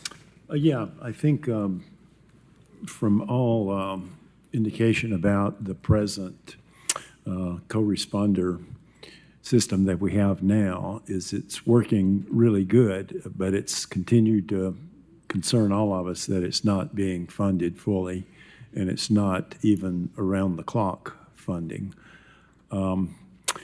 At the same time, there's a lot of good data here in this study. Some things are promising. It's difficult to kind of transfer what works in one city and what works in the other. It's just every city is unique, and Knoxville's certainly unique.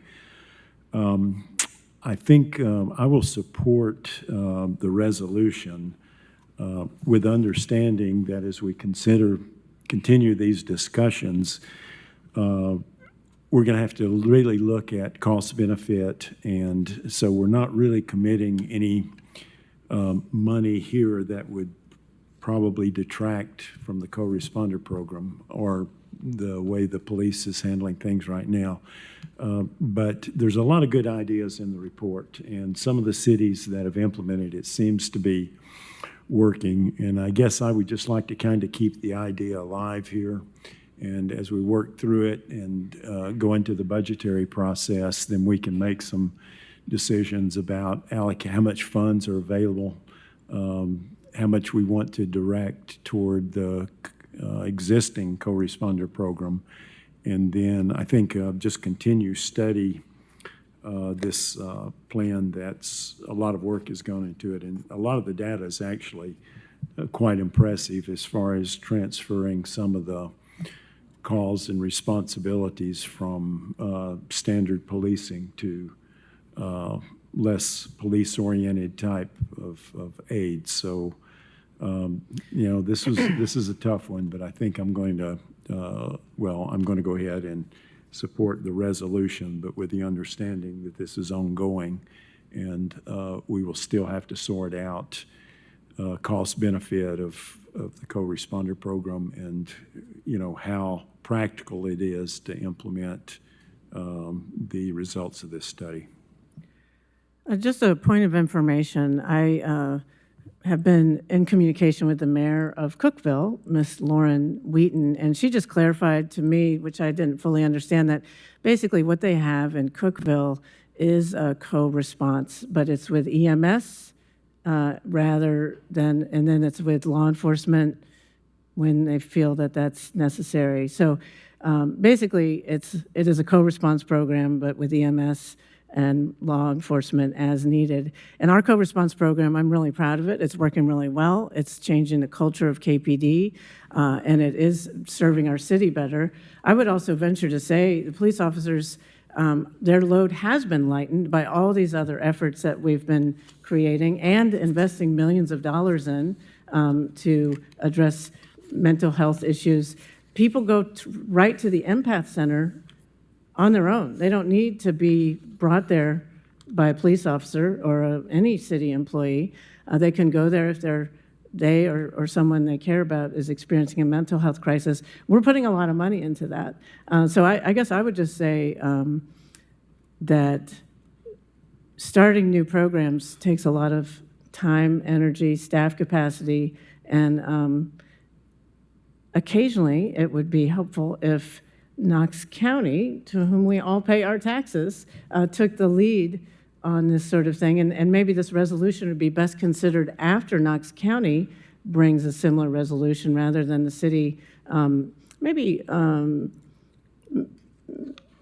sets people's expectations that this is our job when maybe it is the job more collectively, and when the people in charge of healthcare would be more appropriate to take the lead on this financially and just capacity building. We're also in the middle of a strategic plan and understanding and evaluating how we can improve our EMS and our fire department.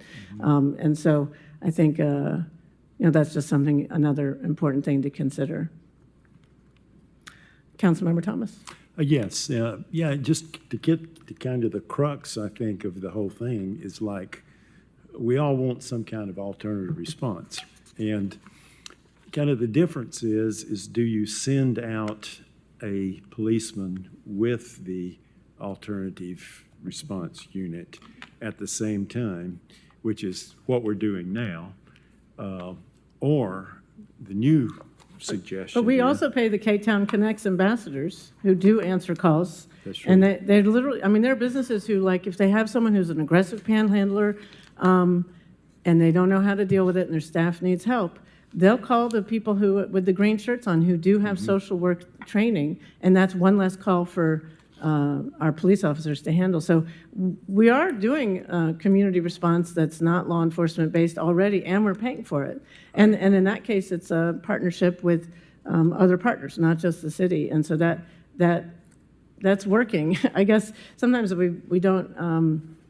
We need to take credit for things that we're already doing that really are alternative response. They just don't have that exact title. Yeah, and I'm a fan of the ambassador program, and I've gotten to know them personally, and I see what they do. you know. And, but I think that's just located downtown. So if I'm not mistaken, the ambassador program just covers. I think that's what the Phase 1 would recommend anyhow. So, Downtown you know, and Fort University Sanders. of Tennessee, yeah, Fort Sanders. Right, yeah. We So- have the K-Town Connects work on Cumberland too, in partnership with UT. Okay, so the difference is sending out police officers with the person who's the non-police officer, the trained person who would deal directly with the people, hopefully. And then the alternative, or I guess community-based, is simply you don't send out a policeman at that time, but you have them as a backup, and you make them readily available.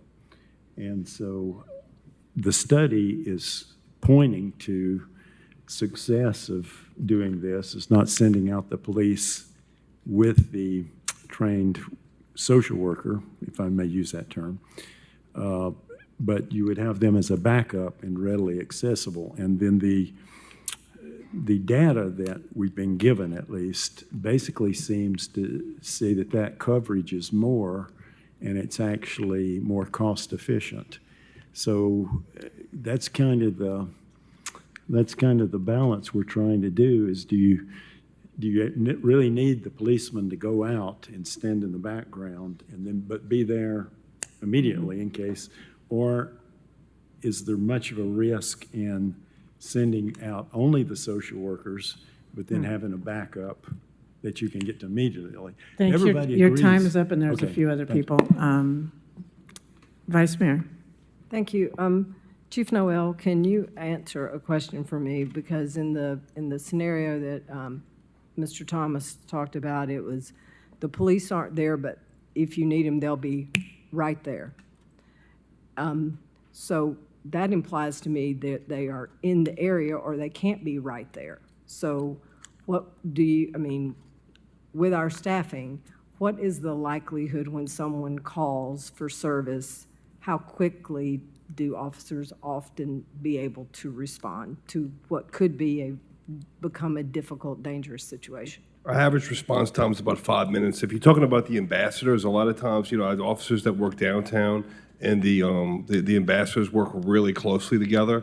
A lot of times our officers will see somebody and ask the ambassadors to go check them out, or the ambassadors will know someone's a little trouble, and they'll ask the officers either to be with them or they'll ask the officers to go handle them. They work really good together in the downtown area. A little different there. The response time's a lot quicker in the downtown area as opposed to citywide. I don't know if that answers your question or not. Well, it does, but I mean, the pilot would be in the downtown area, which is what we're doing now. And if I understand that right, Phase 1 is confined to this area. Yeah, general response time's around, 5 minutes plus, but, if you're in an emergency, sit quiet for 5 minutes and see how long that feels. If you're in an emergency, it's a while. Thank you. Councilmember Parker. Thank you, Mayor. A few things to respond to. I did not get a chance to talk to Cookeville City Manager, but they were very clear on the difference between their co-response program that they previously had and their community response program. But they do pair a member of their fire department with a behavioral health specialist. So maybe that's why you're thinking of it in terms of co-response, but there's not a law enforcement response. No, but I said it was sort of co-response for EMS, like EMS. It's like there is a paid city worker who goes on those calls in addition to the social worker. One thing they So wanted. expensive is what is the thing. Well, and that's the model that they decided to move forward with, which I think, could be great, and that's something that we've talked about in Knoxville. But what the plan for Knoxville recommends is 2 trained professionals. So not a city staff person, not a member of fire or police. And just wanted to reiterate that one thing that they indicated, because they were so nervous about starting a community response program, that they did have, police waiting around the corner on some of those initial calls, but then found that it just wasn't needed. And so they stopped doing that. And since then have had no violent incidents, no serious injuries, no arrest made over the 400 calls that they've responded to over the last 18 months.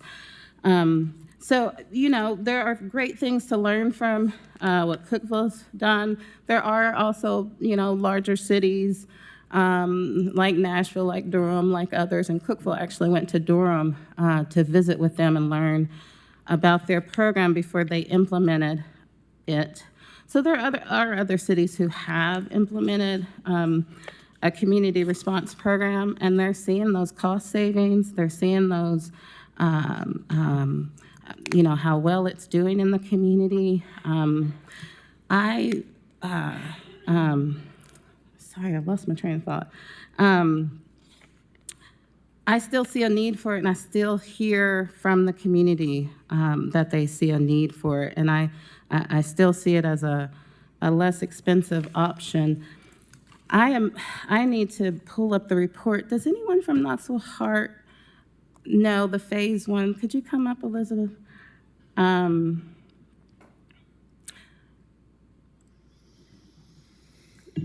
Because I saw that could you talk a little bit about phase 1 for us to help clear up any things that you've heard that are incorrect? Phase 1 starts in the city of Knoxville, not downtown Knoxville. So this would be a much broader area than just downtown. So I wanted to clarify that. Is it okay if I clarify a few other things? Because there was a lot of misunderstandings. And it might actually be good to postpone tonight to clear up some of the misunderstandings, because I have a whole list here. I know the comparison between Knoxville and Cookville is not exact. However, there are a lot of cities, I think it's over 90 now, that have done community responder programs, including Denver, Durham, Austin, and many others.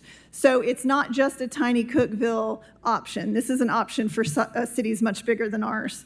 Councilmember Adams emphasized the importance of having options, and I think that's exactly why we need a community response, so we have another option of response.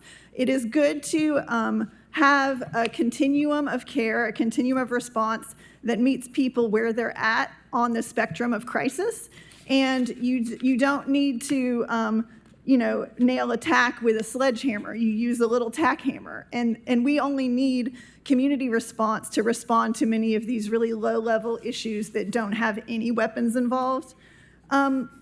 Somebody mentioned something about E911 not wanting to make a new code. We don't need to make any new codes. The report recommends using 2 existing codes that already are in use, so there's no new codes needed. This is not about committing funds. We are only asking for this so that we can continue the conversation.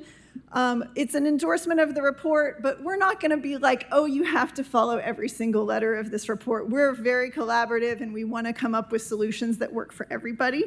Okay. So, I don't know how much time I have. Is it out now? Sorry. Oh, I'm sorry. Your time is up. Okay, any other questions or comments? I have a few. Yes, Mr. Lloyd. I'd like to weigh in on a couple of things. I've been listening to this very intently. Does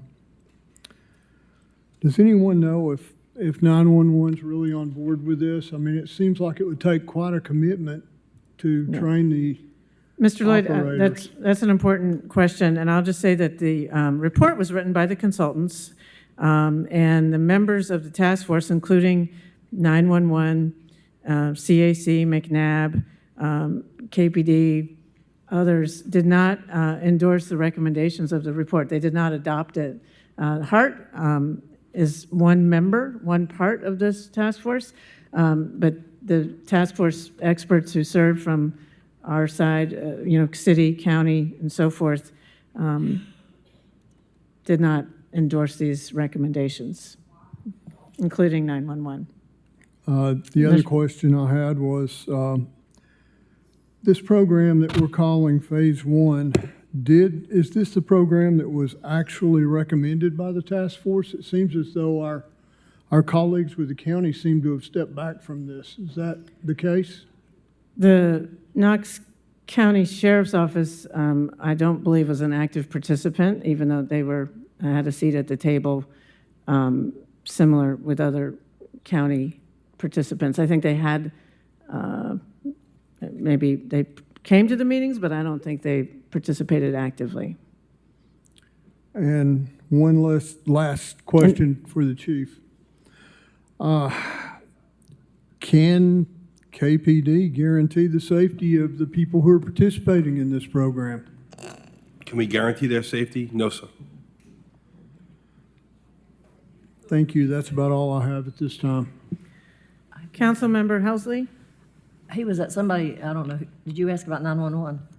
I actually talked to Brad Anders today, and I don't know I hope I'm not violating a confidential thing, but he told me if Brad Anders was voting, he would vote no. So that's just what he said. I think he thought they didn't need it and it wasn't a needed program. I don't have any idea, but that's what he said, so I'm just sharing. For whatever that's worth. Councilmember Grant? I'm gonna make a motion to call for the question. Okay, motion has been made to call for the question, has been made and seconded. All those in favor, please say aye. Aye. Any opposed? I think, Can we can we do a roll call?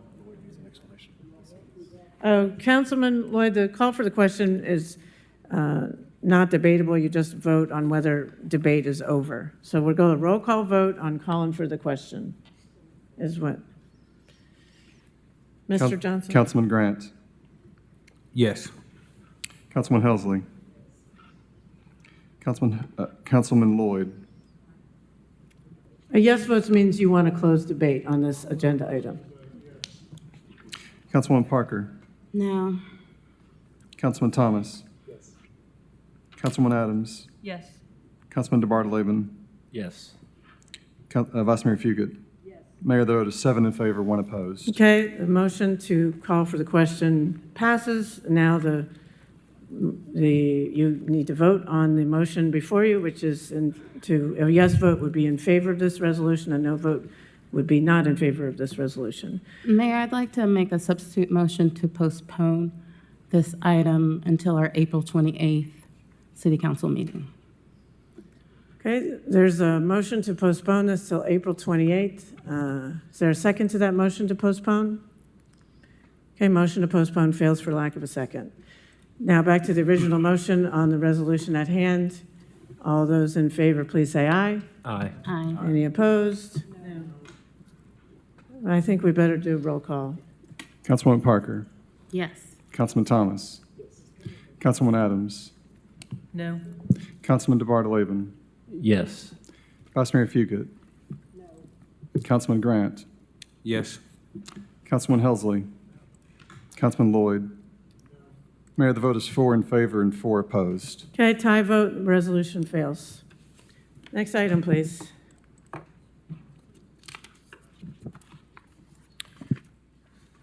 T.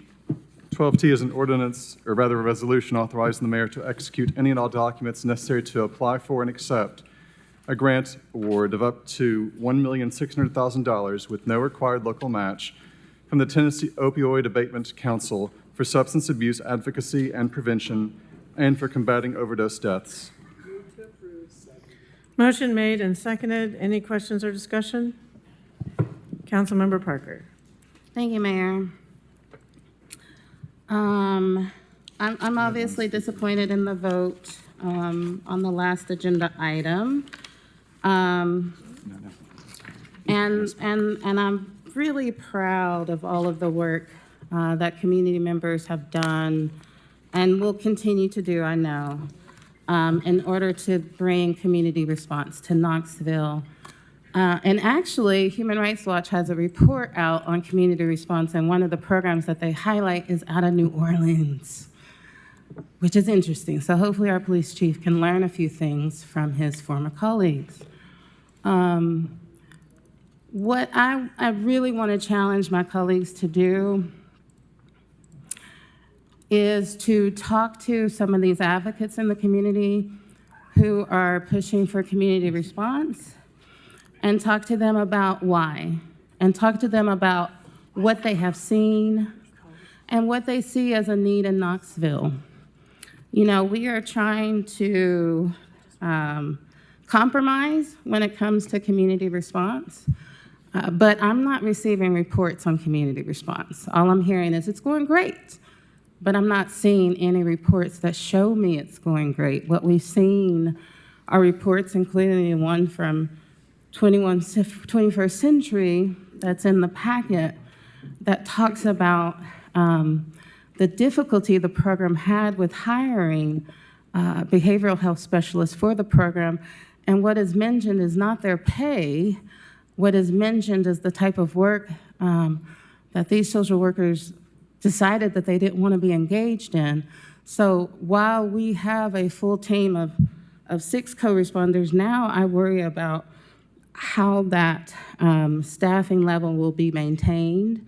Another thing that we learned from that 20th century policing report is that at times when co-response has been short-staffed, it was a police officer who was responding to those calls without the behavioral health specialist accompanying them. That was in the report. So how many times are those situations occurring in the work of the co-response team?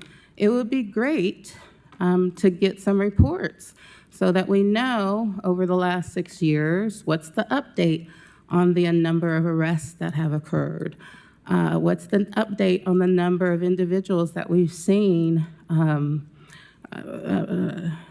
receive treatment and no longer be one of those calls that is coming in for KPD? I believe for a grant like this, not only should council members receive the grant application so that we can see what is being requested. I requested to receive the grant application and was told that it hasn't been developed yet because it's due in a week.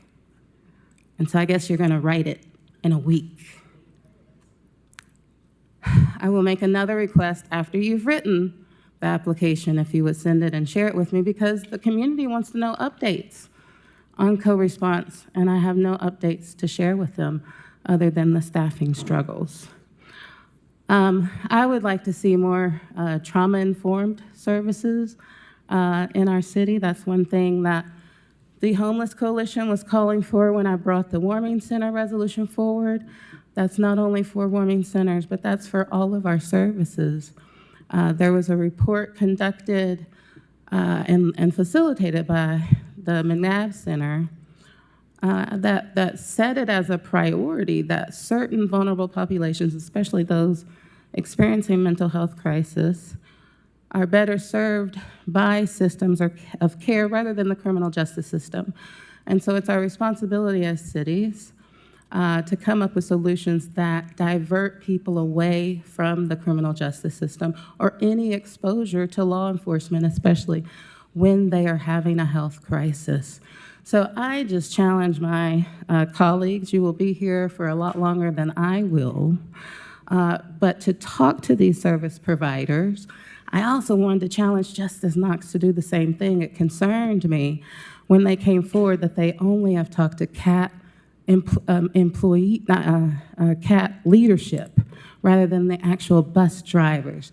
Talk to the people who are doing the work that you want to impact. Talk to the people who will get the services that you want to implement. Don't just talk to folks at the top levels, the policymakers and all of those. Talk to the folks who need these services so that we can actually get the services in place that these folks need. Okay, any more questions or discussion on item 12T? Seeing none, all those in favor, please say aye. Aye. Any opposed? Motion carries. Council members, there's been a request for a brief recess, so let's reconvene at 8:18, please. Council members, it's 8:18. I'm calling this meeting back to order. I didn't realize that all we had left was public forum because I just didn't turn the page on the agenda, so I apologize, but bathroom breaks are important. So public forum will begin with Melissa Maddox, Melissa Maddox, are you present? Melissa Maddox. Okay, Ms. Maddox, if you could come to the podium, please state your name and address for the record, and you'll have up to 3 minutes to address council. Okay. Hi, my name is Melissa Maddox. My address is 301 South Mary Street, Knoxville, Tennessee, 37914. And I had some concerns. I just bought my first house. This is my first council meeting ever.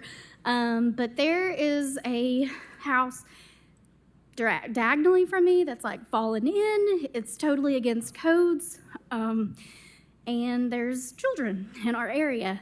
And so there's like some safety issues because there's homeless that is like camping out there. And the back neighbor to me has said this has been going on for 3 to 4 years. Nothing gets done about it. And I was like, oh, well, I just, bought this house and I want to feel as safe as possible. So I didn't really know like how to go about it because really the house needs to be condemned. Like either the fire department can have it and set it on fire and use it as a learning thing to put it out, but it's really just an eyesore. I don't really know what I don't even know if this is what I'm supposed to be saying. But my main concern is like to be the voice for the mothers who can't be here because there is children around and we don't have really much space or backyards. So there is this little boy who definitely needs to run in that little field beside, the address is 3115 Shields Avenue, and there's a KUB power plant that is like right there. So really they could just buy that and extend their, property and it'd be safe for this little boy to kind of run in that like field. But yeah, I just have concerns about like the safety and like that area of like what to do as a city. What do you all? Well, Ms. Maddox, at the end know. of the meeting, I'll have a staff person talk to you and get that information down and get back to you tomorrow, okay? Okay, thank you. Thank you. Next person signed up for public forum is Isaiah Green. Isaiah Green, if you could come to the podium, please state your name and address for the record, and you'll have up to 3 minutes to address council.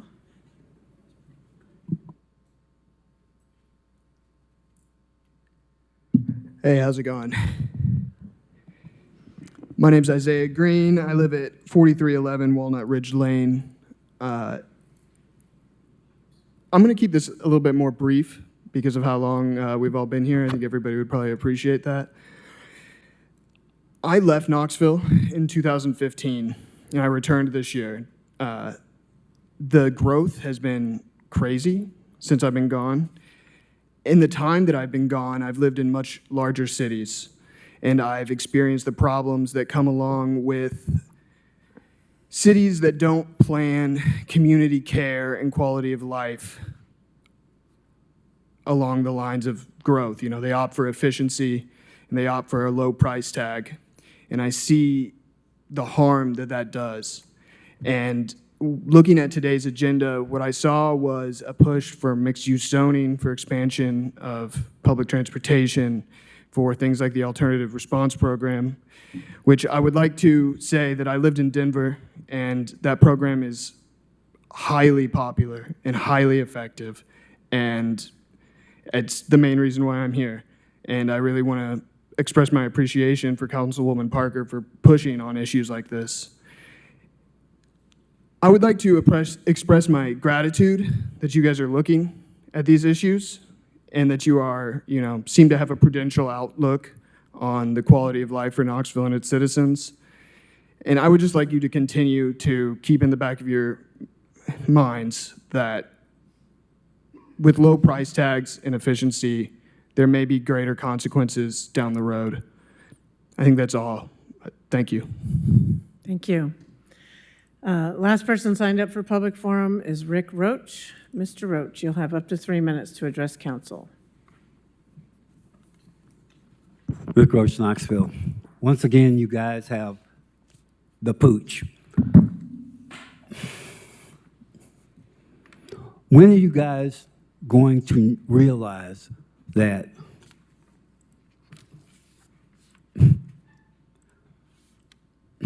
I'm not going to go there. I'm not going to do that. The police department can get millions of dollars to further surveil us. You have no problem with doing that. No problem at all. No problem. Mayor, you made this a political football. Alternative response. You made it a political football, and it's your rules. It's your game. It's your rules, okay? And people are going to still not be tended to. I'm going to say that again. People will still not be tended to. And I heard every one of you, except for Denzel, obviously Councilwoman Parker, Charlie to some degree,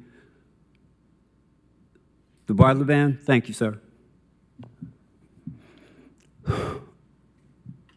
Try to find a reason to not do this.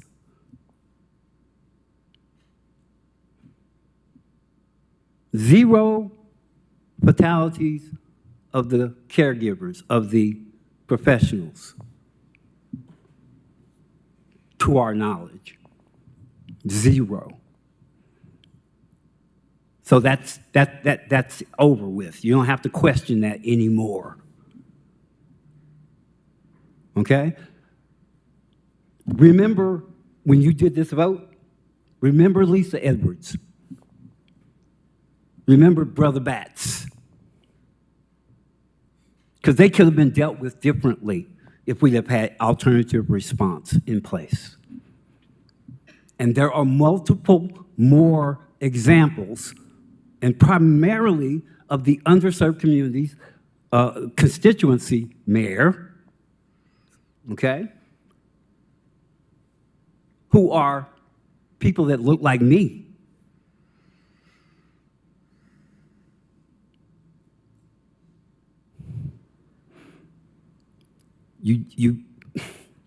This is a no-brainer. And Ms. Fugate, have some guts. Let's expand this back to where it was 5 minutes so people can say what they got to say and quit limiting to 3 here and 3 there. Because, I'm sorry, you may Mr. Roach, think you're not thank you. getting paid enough. Council members, that concludes public forum. Without objection, this meeting is adjourned.